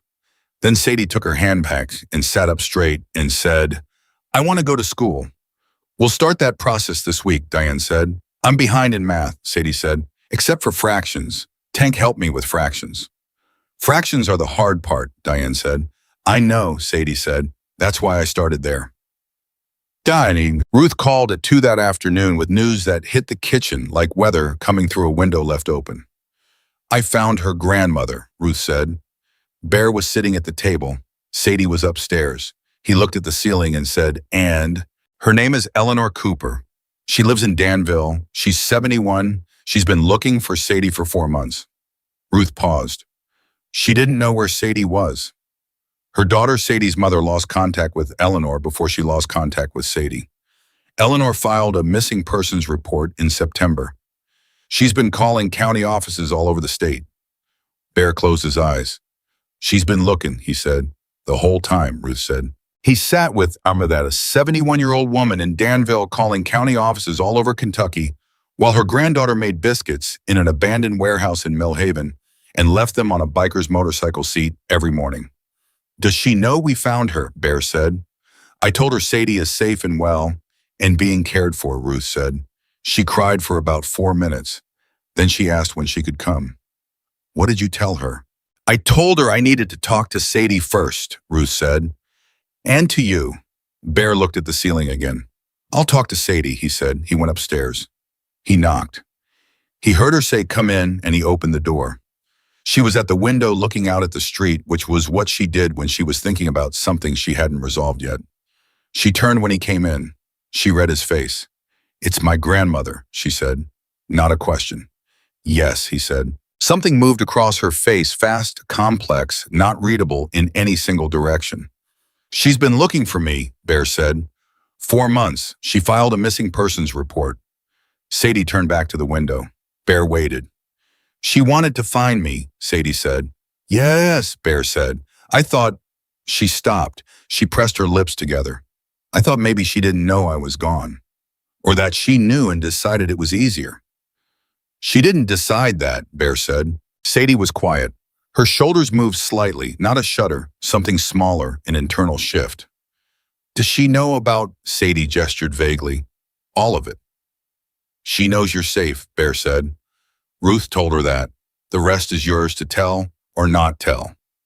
Another silence. "I want to talk to her," Sadie said. "I know—" "Oh," Bear said. "Not yet," she said. "I need—" She stopped again. "I need a day." "You've got a day," Bear said. She nodded. She looked at the street. "Bear," she said. "Yeah," he said. "If I go to her—" She stopped, started again. "If it works out with my grandmother, you're not—" Her voice had something in it that she was working to keep level. "You're not going to just disappear, are you?" Bear looked at her profile, this child who had been alone for so long that her first instinct, even in a good moment, was to calculate the exit. "No," he said. "I'm not going to disappear." "Promise?" she said, not childishly, with the full weight of someone who knew exactly what they were asking and why. "I promise," he said. "You're stuck with me. Tank too. That's not negotiable." She was quiet for a moment, then very quietly, "Good." He went back downstairs. He sat at the kitchen table. He called Tank. "Her grandmother's been looking for her," Bear said. Tank was silent for a full 3 seconds. "The whole time." "The whole time?" "God," Tank said. "God, Bear." "Yeah," Bear said. How is she taking it?" "Processing," Bear said. "She needs a day." "She can have a day," Tank said. A pause. "Bear," Tank said, "I have to tell you something." Bear heard the shift in Tank's voice, the thing that came into it when Tank was carrying something he'd been holding back. "Tell me," Bear said. "After the visit this morning," Tank said. "After the caseworkers left, I called Diesel again." Bear said nothing. "I told him how the visit went," Tank said. "I told him about the grandmother. I told him the whole picture." Another pause. "And he said, Bear, he said the chapter wants to be there. For the hearing, whenever the formal custody hearing is scheduled, however it goes, wherever it is." Tank's voice had the careful quality of someone presenting something they're not sure how it'll land. "He said word had already spread from his call last night. Not just Louisville. He's been getting calls all morning. Other chapters, independents." Bear was very still. "How many?" Bear said. "He doesn't have a final count," Tank said. "But Bear, he said to plan for a lot." "How much is a lot, Tank?" A pause. "He said don't worry about a number," Tank said. "He said just give him the date and the address." Bear sat at the kitchen table in the house on Caldwell Street and looked at the wall. He thought about Diesel, who was not a sentimental man and did not make gestures he didn't mean. He thought about the calls spreading through the network, chapter to chapter, writer to writer, the particular speed of news that travels between people who share a language that most of the world doesn't speak. He thought about a girl who had spent her last dollar on biscuit mix to feed a man she'd never spoken to because she needed to give something to someone. "Okay," Bear said. "Kate," Tank said. "Tell Diesel." "Okay," Bear said. "Tell him we'll have a date." "One." The hearing was scheduled for the second week of December. The 3 weeks between the phone call and the hearing had a particular quality to them. Not suspended, not slow, but layered the way time gets when a lot of things are happening at different depths simultaneously. Ruth and Diane worked the legal architecture. Eleanor Cooper drove to Millhaven the Friday after Sadie said she was ready, and Bear opened the door and stepped back and let the two of them see each other in the front hallway. And what happened in that hallway was not something he narrated or described to anyone afterward because it was not his. He went to the kitchen and made coffee and heard the sounds from the hallway. Not words, something underneath words, and he stood at the counter and looked out the window and pressed his lips together and breathed until his chest settled. Eleanor Cooper was 71 small with white hair, and Sadie's eyes, Bear recognized them immediately, and the recognition was its own kind of shock. She sat at the kitchen table for 2 hours and she talked to Sadie, and she talked to Bear, and she cried twice quietly in the way of someone who had been holding it together for months and was finally in a room where putting it down was allowed. Before she left, she found Bear in the kitchen while Sadie was upstairs. She told me about the motorcycle, Eleanor said, and the breakfast. Yes, Bear said. She said she saw you checking the bike, and she thought. Eleanor stopped. She looked at him with Sadie's eyes in a 71-year-old face. She said she thought you looked like someone who needed something, and that helping you made her feel less like she was just surviving. Bear looked at the counter. She was right, he said. Eleanor was quiet for a moment. Thank you, she said, for seeing her, for not. She stopped again. She pressed her lips together. For not walking past. Bear looked at her. She's hard to walk past, he said. Eleanor smiled small real. She always has been, she said. Diesel arrived the night before the hearing. Just Diesel. Just one man in his riding gear on his bike, pulling up to the house on Caldwell Street at 9 in the evening. Bear heard the engine and went outside, and they stood in the gravel lot and looked at each other across 23 years. Diesel was 55 taller than Bear remembered, or maybe just held differently with the kind of face that had been through enough weather to have stopped performing anything it didn't mean. He put his hand out and Bear took it, and they held the grip for a moment before letting go. How many? Bear said. Diesel looked at him. I told you not to worry about a number. I'm asking anyway, Bear said. Diesel looked at the street for a moment.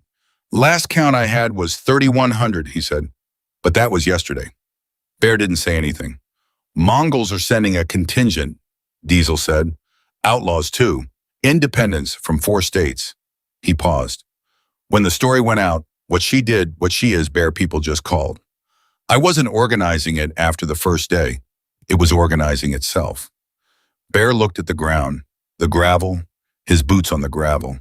She's going to ask why, Bear said. Sadie is. She's going to want to know why that many people would come for her. What are you going to tell her? Diesel said. Bear thought about it. The truth, he said, that she did something that reminded a lot of people of the thing they're supposed to be about. Diesel was quiet for a moment. That's right, he said. That's exactly right. They went inside. Bear introduced Diesel to Sadie, who was at the kitchen table with her notebook. She'd been doing homework. Real homework now, from the school she'd been enrolled in for 2 weeks, and she looked at Diesel with the measuring look, and Diesel looked back at her without flinching, which was the right move. You're Bear's friend, she said. 23 years, Diesel said. He doesn't have many friends, she said. No, Diesel said. He doesn't, he's picky. Sadie looked at Bear. That's the nicest way anyone's ever said that, she said. Bear said nothing. Diesel sat down. Bear put coffee in front of him, and they talked until 11. The 3 of them, and it was the most people the kitchen table had held since Bear moved into the house, and the kitchen held it fine. The morning of the hearing, Bear was up at 4:30. He heard Sadie at 5. He heard her in the kitchen at 5:15, and he came down and she was making biscuits again, not for any practical reason, just because it was what her hands knew how to do when her mind needed somewhere to be. He sat at the table and let her make them. At 5:40, she put a plate in front of him and sat down across from him. They ate in silence. Then she said, Bear. Yeah, he said. After today, she said, whatever happens. I go with my grandmother, right? That's what we decided. That's what you decided, Bear said. Yes, she nodded slowly. Danville is 2 hours from here, she said. About that, Bear said. That's not very far, she said. No, Bear said. It's not. She looked at her biscuit. And Tank's garage is still here. Hasn't moved, Bear said. And Sunday mornings? She stopped. Sundays I'm always here, Bear said. Or I come there, whichever. She looked up at him. This isn't an ending, he said. You know that. I know, she said. I know it up here. She touched her temple. I'm working on knowing it the other place. Give it time, he said. She nodded. She picked up her biscuit. These are really good, she said. They are, he said. Better than yours, she said. Significantly, he said. She made the corner of the mouth thing, looked at the table, looked back up. Let's go do this, she said. What happened on the road to the Garrard County Courthouse was something none of them were prepared for despite being told to expect it. They heard it first. Bear was driving Sadie beside him in the truck she'd asked to ride with him, not in Eleanor's car, and Eleanor had understood that and said yes without hesitation, which told Bear everything he needed to know about Eleanor Cooper. They were on Route 127, 20 minutes out, when they heard the sound. A low building rumble from the direction they'd come from. Not thunder, the wrong texture for thunder. Something more deliberate, more human. Sadie turned and looked behind them through the rear window. Bear, she said. I know, he said. The first bikes appeared over the hill behind them. Then more behind, those filling the road in a column that stretched back as far as they could see. Leather and chrome and exhaust smoke, and the particular vibration of hundreds of engines running together, a sound that got into your chest and stayed there. Sadie was turned all the way around in her seat on her chin, both hands on the back of the seat, staring.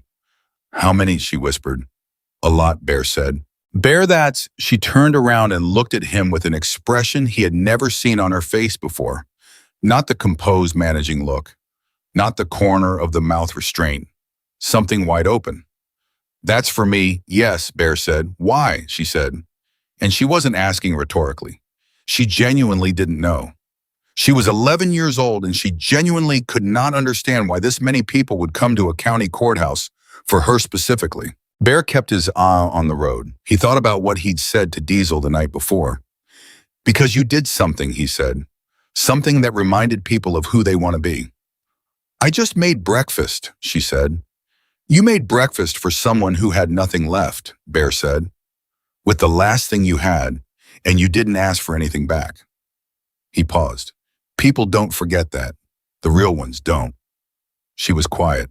She turned and looked behind them again. The column had grown, more bikes joining from side roads, from parking lots. They passed from every direction, merging into the procession the way tributaries find a river. She watched it for a longer time.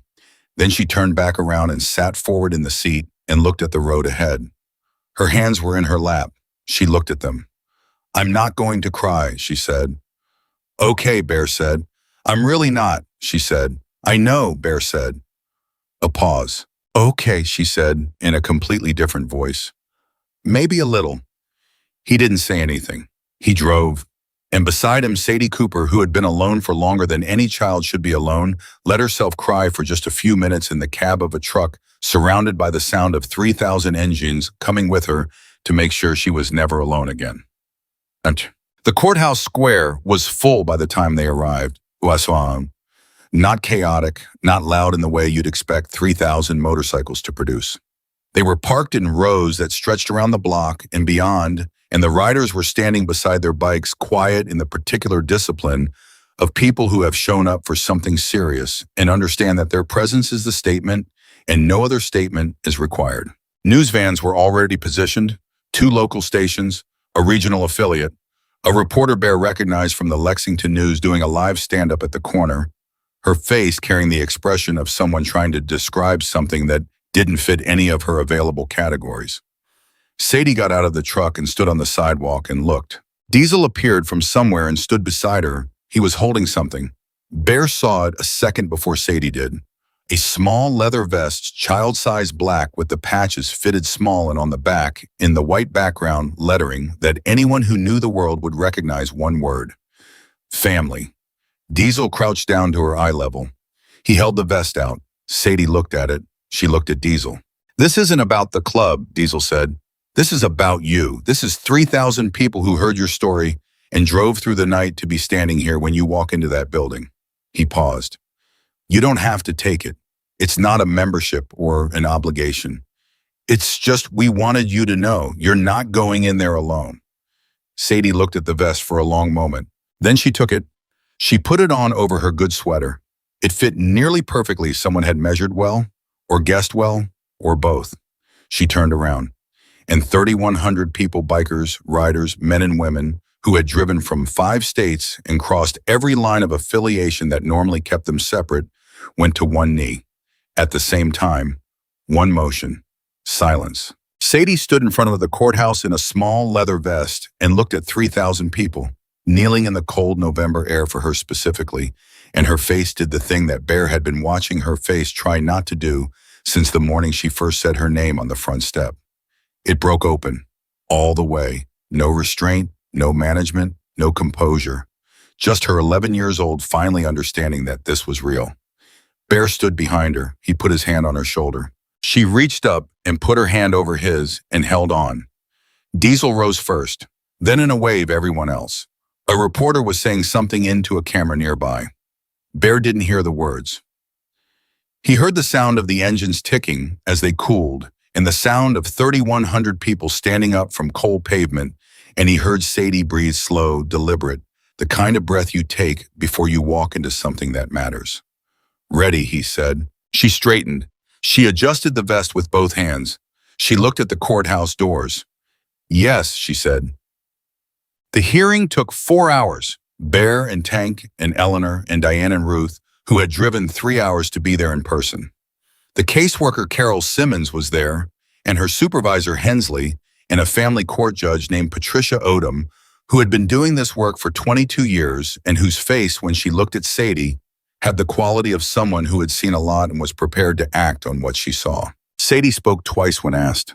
Both times she was clear, direct, and entirely herself, which was what Bear had told her to be. The first time Judge Odom asked her what she wanted, Sadie said, "I want to live with my grandmother, and I want to stay connected to the people here, and I want to go to school without worrying that someone is going to move me before I finish the year." The second time Judge Odom asked if there was anything else she wanted the court to understand. Sadie thought about it for a moment. "I want the court to understand," she said, "that Bear didn't find me. I found him, and that I chose this. I chose to trust these people, and I'm asking the court to trust my choice." The room was quiet. Judge Odom looked at her for a long moment. Then she wrote something down and said, "I've heard enough." Primary guardianship was granted to Eleanor Cooper. Bear and Tank were granted formal status as secondary guardians, a designation Ruth had spent 3 weeks building the legal structure for, and which Diane had argued for in language that Judge Odom had ultimately accepted without significant objection. Sadie would live in Danville with her grandmother. She would spend alternating weekends in Millhaven. Sunday mornings were by informal but iron agreement non-negotiable. When they came out of the courthouse, the crowd was still there, still quiet, still present. Diesel was at the bottom of the steps, and he looked at Bear's face, and he nodded once, and Bear nodded back. Sadie walked out beside Eleanor, the small leather vest over her sweater, and she looked at the crowd, and the crowd looked at her. And someone started an engine, just one somewhere in the back, and then another, and then the sound built the way it does when it starts with one and ends with everything rolling through the square and up into the gray November sky. Sadie stood at the top of the courthouse steps and listened to it. She put her hand in Bear's hand on one side and Eleanor's on the other. She stood there until the sound filled everything, and she didn't let go. The drive to Danville took 1 hour and 53 minutes. Bear knew because he drove it himself that first Sunday, 3 days after the hearing, following Eleanor's car the entire way without being asked to. He didn't plan it ahead of time. He was standing in the kitchen on Caldwell Street at 7 in the morning, watching Eleanor's car load up one bag for Sadie, which was everything she owned and still wasn't heavy, and something in him just walked to the truck and got in. Sadie saw him pull out from the curb.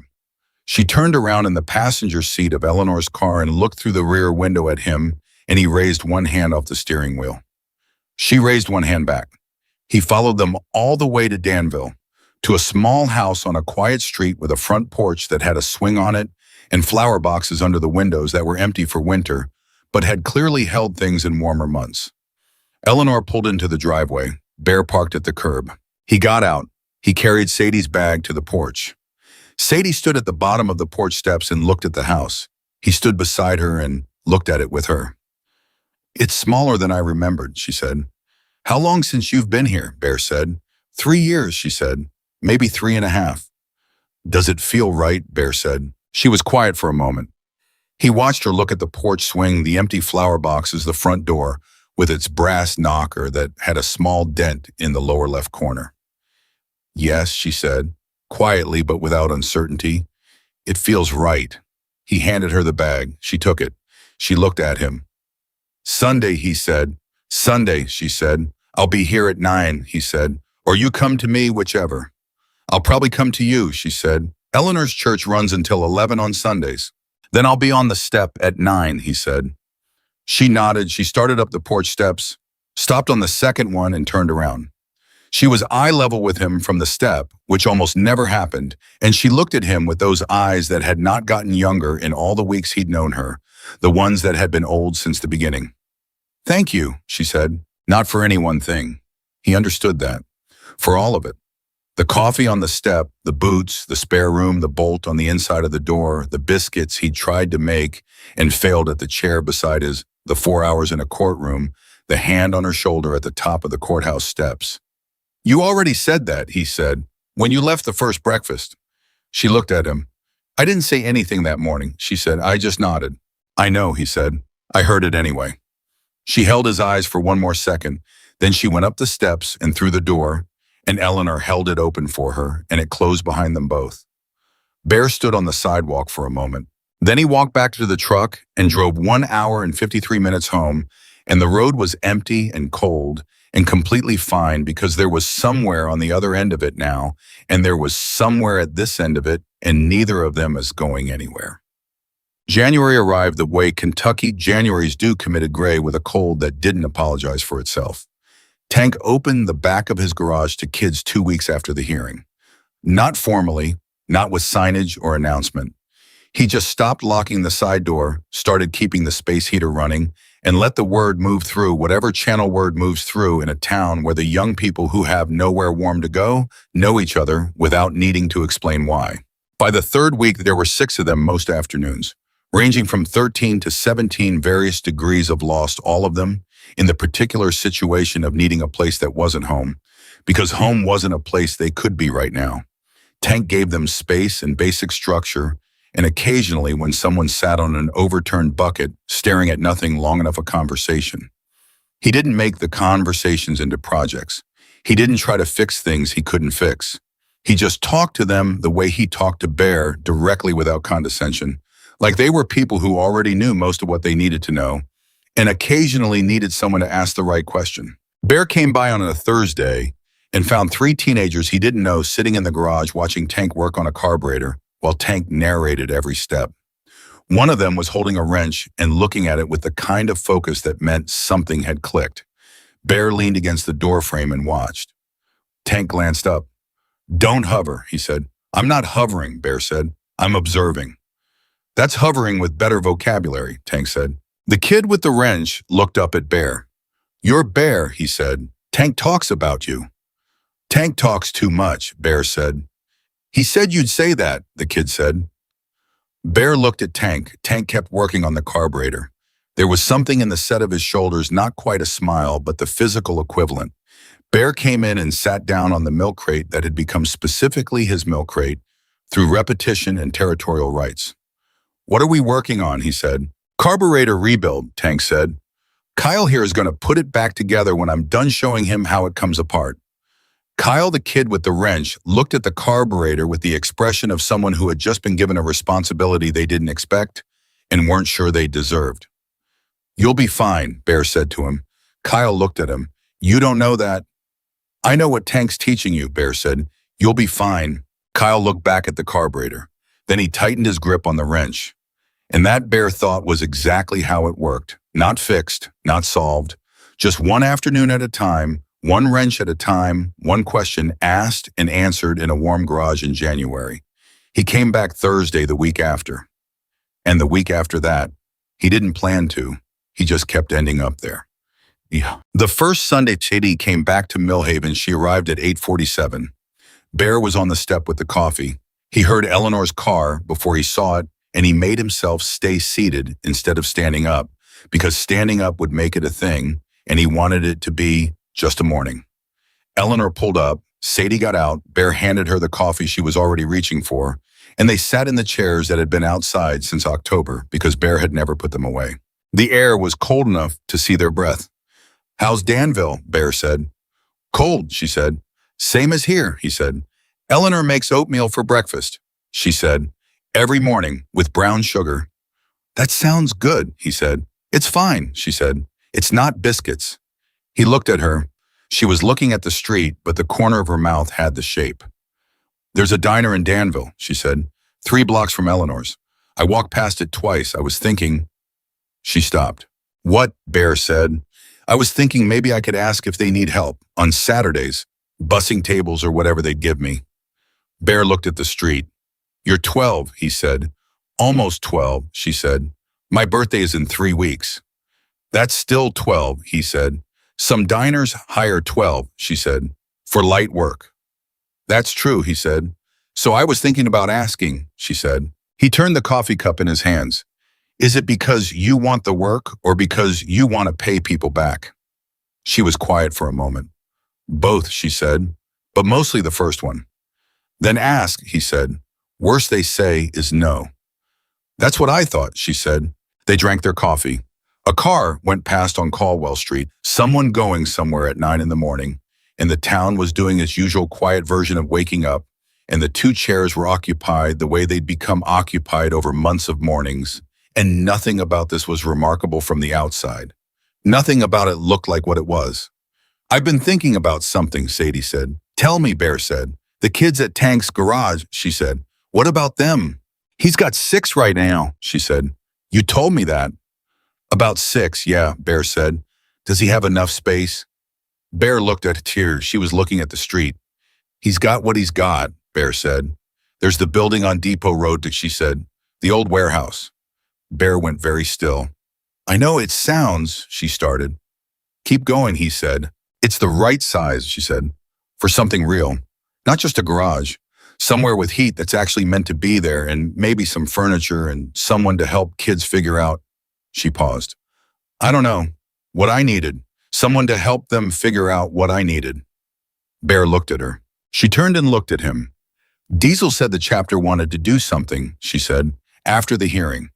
He said they wanted to, that there was money from different chapters that was meant for something. She paused. Ruth told me. She said it hadn't been allocated yet. I know about the money, Bear said. So, she said. He held her eyes for a moment. 12 years old, sitting on a folding chair in the cold with a coffee she'd been evaluating critically since October, proposing to redirect a Hells Angels charitable fund toward renovating a building she'd slept in alone for 5 months because she'd looked at her own worst experience and thought about how to turn it into someone else's better one. You've been thinking about this for a while, he said. Since December, she said. Why didn't you say anything? I wanted to make sure it wasn't a bad idea first, she said. Is it a bad idea, he said. She looked at the street. No, she said. I don't think it is.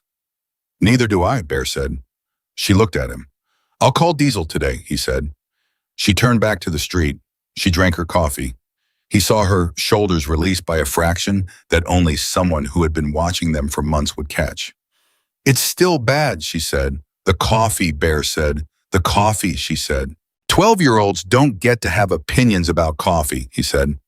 I've had opinions about your coffee since the first cup, she said. That hasn't changed? No, he said, it hasn't, Jim. He called Diesel that afternoon. Diesel listened to the whole thing. When Bear finished, Diesel was quiet for a moment. Then he said, she came up with this herself. Yes, Bear said. She's 12, Diesel said. Almost, Bear said. Another pause. Tell her it's done, Diesel said. I'll tell her you said yes, Bear said. Tell her it's done, Diesel said again. The monies have been sitting there waiting for something worth doing with it. This is worth doing. He paused. Bear, tell her from me she did good. I'll tell her, Bear said. He called Tank next. Tank answered on the first ring, which meant he'd been waiting for something, and this was it. How do you feel about a bigger space, Bear said. Tank was quiet for 1 second. 2. Tell me, he said. Bear told him. When he was done, Tank didn't say anything for a moment. Bear heard him in the garage, the particular ambient sound of the space tools and heat in the faint radio. She designed this, Tank said. Out of the building she was alone in. Yes, Bear said. Bear, Tank said. I know. Bear said. I'll talk to contractors Monday, Tank said. I know 2 guys who'll do right by it. Goodbye, Bear said. Bear, Tank said again. What? Bear said. I'm glad you checked the bike that morning, Tank said. I'm glad you didn't just go inside. Bear looked at the wall, at his hands, at the tattoos that had blurred with age. Yeah, he said. Me too. February came Sadie's birthday. She turned 12 on a Saturday, which meant the Sunday after was the first Sunday of her being 12, which she announced when she arrived on the step and with the particular ceremony of someone who has decided a number matters. I'm 12, she said, sitting down. I know, Bear said. I was at your party. You stood in the corner at my party, she said. I participated from a distance, he said. Eleanor made a cake, she said. It was a good cake, he said. It was an excellent cake, and she said, she's been making that cake since my mother was little. She paused. She told me that, while we were making it. Another pause smaller. She told me a lot of things about my mother when she was young. Before she stopped, she looked at the street. She was funny. I didn't know that. She was funny and she liked to draw, and she wasn't always. She stopped again. Bear waited. She wasn't always the way I knew her, Sadie said. Bear looked at the street with her. People aren't always the way we know them, he said. Sometimes we only get a part. Sadie was quiet for a moment. Do you think she knows I'm okay? She said. Bear thought about the right answer to that. He thought about what was true and what was kind, and whether those were different things in this particular moment. I think he said that wherever she is, the thing she was most afraid of was you being alone. And you're not alone. He paused. So yeah, I think she knows. Sadie looked at the street. Okay, she said.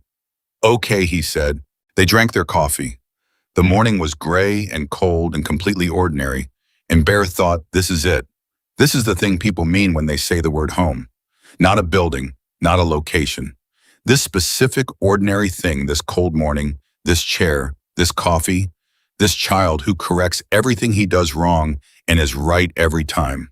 This was it. The building on Depot Road opened in April. It took 11 weeks from the first contractor conversation to the day Tank unlocked the front door. Proper front door now with a proper frame, not the broken east window, and let the first round of kids in. Diesel had sent 3 people from the Louisville chapter who had construction backgrounds, and they'd worked alongside Tank's guys, and what came out of it was something that looked intentional. Warm. The kind of space that says you are expected here. They called it the exchange. Sadie named it. She said it without explaining it, and nobody asked her to explain it because everyone in the room when she said it understood exactly what she meant. The thing that had started on a motorcycle seat with a paper bag, one act of giving without asking, had become this, an exchange. What you give comes back in a form you couldn't have predicted. The opening wasn't a ceremony. Tank specifically refused a ceremony. He said if you make it a ceremony, it becomes about the ceremony, and it's supposed to be about the kids, so they just opened the door and let people in and serve coffee, and Bear made biscuits that were, by April, substantially better than they'd been in October, although still not as good as Sadie's. Sadie was there. Eleanor drove here. She walked through the space the way she'd walked through Bear's spare room that first time, checking it, measuring it, making sure it was real. Then she found Tank. It's good, she said. Yeah, he said. The heaters work, she said. 2 of them, he said, plus the one in the back room in case. You need a kitchen, she said, even a small one, a hot plate and a sink. Tank looked at her. We've got a budget meeting next month, he said. You want to come? She looked at him. I'm 12, she said. I know how old you are, he said. You want to come or not? She considered it. Yes, she said. Good, he said. Bring ideas. Diesel's going to be on the call. I have ideas, she said. I know you do, he said. She looked around the space one more time. Then she said, Oh, Tank. Yeah, he said. Thank you for the soup, she said. Last October, outside the fence. Tank looked at her. He had the expression he got when something hit him directly, that particular stillness. You knew it was me, he said. From the second week, she said. I thought I was being subtle, he said. You left a napkin in the bag, she said. A clean one folded the same way you fold the ones in your garage. Tank was quiet for a moment. You didn't say anything, he said. I wasn't ready to, she said. But I wanted you to know I knew. She paused. It mattered. It mattered a lot. Tank pressed his lips together. He looked at the floor. Okay, he said. Okay, she said. She walked back toward the group. Tank stood where he was for a moment and looked at the ceiling in the way Bear had learned meant he needed a second that wasn't being watched. Bear from across the room looked away and gave it to him. The first year passed. Not easily. Nothing real passes easily. There were hard Sundays and good Sundays, and one Sunday in June, where Sadie arrived on the step and didn't say anything for 40 minutes, and Bear didn't ask, and eventually, as she said, I had a dream about my mother, and Bear said, what was she doing in it? And Sadie said, laughing. She was just laughing at something. And Bear said, that's a good dream. And Sadie said, yeah, it was. And they drank their coffee, and that was enough. There was a Sunday in August where she came and she'd started high school. She'd tested ahead, pushed by the tutoring sessions that had become part of her weekly routine, helped by the particular stubbornness of someone who had taught herself fractions in an abandoned building and was not prepared to be behind. And she had things to say about high school that required significant time to say, and Bear let her say all of them. There was a Sunday in October one year, since the paper bag on the motorcycle seat, where neither of them mentioned the anniversary out loud, but both of them knew it was there sitting between them in the cold morning air, like a thing that had been carried a long way and could finally be set down. And then there was the Sunday that mattered most. It was March of the second year. Sadie was 13, almost 14, tall in a way she hadn't been when Bear first saw her behind the dumpster.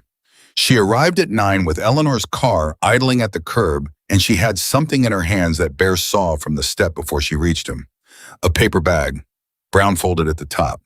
She walked up and set it on the seat of the motorcycle. Then she sat down in her chair. Bear looked at the bag on the bike seat. He looked at her. She looked straight ahead. He got up. He walked to the bike.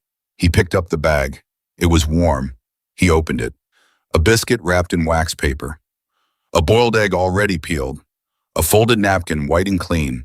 Bear stood at the motorcycle holding the bag in both hands, and he looked at Sadie, and she was looking at the street, the corner of her mouth carrying the shape that had started as barely anything and had over a year and a half become the thing he recognized her by from any distance. He walked back and sat down. He opened the biscuit. He took a bite. He set it on his knee and looked at the street. Still the best I've ever had, he said. I know, she said. They were quiet for a moment. Sadie, he said. Yeah, she said. This is the part where I'm supposed to have something wise to say, he said, about the full circle and what it means. She glanced at him. Do you have something wise to say, she? He thought about it honestly. No, he said. She looked back at the street. Good, she said. I've heard enough wise things. I just wanted to bring you breakfast. Bear looked at the biscuit on his knee. He thought about the first morning, the bag on the seat, the girl behind the dumpster, the nod. He thought about everything that had been built from that one small act of giving without asking. The spare room, the lawyer, 3,000 bikers on a courthouse lawn, a building on Depot Road that had warm heaters and a small kitchen now because a 13-year-old had sat in a budget meeting and made her case to a Hells Angels chapter president with the same directness she'd used to tell Tank his fraction answer was wrong. He thought about what he'd told her on the courthouse steps when she asked why they all came. Because you did something that reminded people of who they want to be. He thought about who he had been before October. The man who checked the bike and went to pegs and came home and repeated it because repetition was the only thing that didn't require him to feel anything. The man who had learned to survive and forgotten everything that survived for. He thought about the nod. One small nod from behind a dumpster, and here they were. Tank's got 2 new kids at the garage this week, he said. I heard, she said. He texted me. He texts you now, Bear said. He sends me updates, she said. On the kids, on the exchange. She paused. Sometimes he sends me videos of engines. Why? He says I should know how they work, she said, in case I ever need to. Bear looked at her. Do you watch them? Everyone, she said. Don't tell him. Bear looked at the street. It would destroy him if you told him you didn't. I know, she said. That's why I watch them. Bear ate the biscuit slowly. The morning was cold and clear. The kind of March morning that couldn't decide whether it was still winter or not and had settled on both at once. Somewhere on the block, someone was starting a car, and from the direction of Main Street, there was the distant sound of pegs opening up metal on metal, the particular sound of that door. Sadie reached into her jacket pocket. She took something out and held it. He looked over. A small notebook, not her current one, something older, the cover worn at the corner from being carried. What's that? He said. My list, she said. What list? She opened it. He could see columns of numbers, small handwriting dates. Everything, she said. The boots, the coat, the medical visit, the room, the lawyer. She paused. I told you I was keeping track. He looked at the notebook, at the careful accounting of everything he and Tank had given her, tracked in a child's handwriting, getting slightly less childlike as the pages went on. Sadie, he said. I'm not done, she said. I know I can't pay it all back now, but I'm going to. She looked at him. It's still about me, not about you. I need you to understand that. He looked at her. I understand that, he said. She closed the notebook, held it in her lap, looked at the street. Tank says debt between family doesn't work the same way, she said. Tank's right, Bear said. I know he's right, she said. I'm still keeping the list. Okay, he said. Okay, she said. He finished the biscuit. She finished her coffee. Eleanor's car was still at the curb. Eleanor inside it, giving them the morning the way she had learned to give them the morning, understanding what it was without needing it, explained. After a while, Sadie said, I want to learn to ride. Bear looked at her. The motorcycle, she said. When I'm old enough, I want to learn. He looked at the Road King in the gravel lot, the bike he'd kept in better condition than he kept himself. The one thing from before that he'd carried through everything. When you're 16, he said, that's 2.5 years, she said. Yes, he said. Will you teach me, she said. He looked at the bike, then at her. She was looking at him with the direct, steady look that had not changed in all the months he'd known her, the one that was old at 11 and was something else entirely at 13, something that was growing into its own shape. Yes, he said. She nodded, satisfied. She looked at the street. Good, she said. I've been thinking about it since October. October of when, he said. The first October, she said. When I saw you ride out and I thought, she paused. I thought it looked like freedom, the way you rode, like nothing behind you and nothing ahead of you and just the road. Bear was quiet. It's not like that all the time, he said. But sometimes, he said. Yeah, it's like that. She nodded again. 2.5 years, she said. It'll go fast, he said. Everything does, she said. Eventually. They sat with that for a moment. The morning sat with them. Then Sadie stood up and picked up the coffee cups and took them inside the way she did when the morning was winding down, and Bear heard her moving through the kitchen, heard the cups go in the sink, heard the water run and stop. He stayed on the step and looked at the motorcycle and the gravel lot and the street. He thought about all the mornings that had happened in this exact spot. The first one when he came out and found a paper bag on the seat and looked up and saw her. The morning she said her name. The morning she sat in the chair. The morning he showed her the spare room. The morning after the visit when she put her hand on top of his on the table. He thought about what Tank had said. I'm glad you didn't just go inside. He thought about what Diesel had said crouched down to her eye level on the courthouse steps. You're not going in there alone. He thought about what Eleanor had told him in the kitchen while Sadie was upstairs. She said you look like someone who needed something. He thought about what Sadie had said to him on the second step of the porch in Danville, thank you, for seeing her, for not walking past. He thought about all the things that had come from one paper bag left by one girl who had almost nothing and chose to give it anyway. Sadie came back out. She picked up her jacket from the arm of the chair. She zipped it up. She looked at Bear on the step. Same time next Sunday, she said, and same time he said. She went down to Eleanor's car. She got in. She buckled her seatbelt and looked up through the window and raised one hand off her knee. Bear raised one hand. The car pulled away from the curb. He watched it go down Caldwell Street and take the right at the corner, and then it was gone, and the street was quiet, and he was alone on the step in the March morning, the way he had been alone on the step in the October morning 1.5 years ago, when none of this existed yet. But nothing about this felt the same as that. He looked at the motorcycle, at the empty seat, at the gravel lot in the street in the town of Millhaven, which was still forgotten on most maps and still quiet in the way that towns get quiet when the easy things leave. But it had the exchange now with its heaters and its small kitchen and its unlocked door. And it had Tank's garage with whatever number of kids needed it on any given Thursday. And it had a house on Caldwell Street with a spare room where the bolt still worked and the window still faced the street. And every Sunday at 9, it had 2 chairs on the step and 2 cups of coffee and a girl who was not done becoming what she was going to be, and a man who had been surviving for 2 years and 4 months before she taught him the difference between that and living. Bear looked at the empty motorcycle seat where it had all started. Sometimes the smallest act of kindness is not small at all. Sometimes a paper bag left by a child with nothing is the thing that breaks open a close.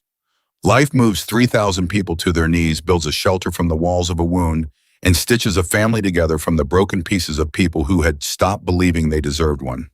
Sadie Cooper had known all of that before anyone else did. She'd known it standing behind a dumpster at 5 in the morning, watching a man check his motorcycle the way you check the only thing left that belongs to you. She'd known it was worth something. She'd known he was worth something. And she'd been right. She had always, from the very beginning, been exactly right.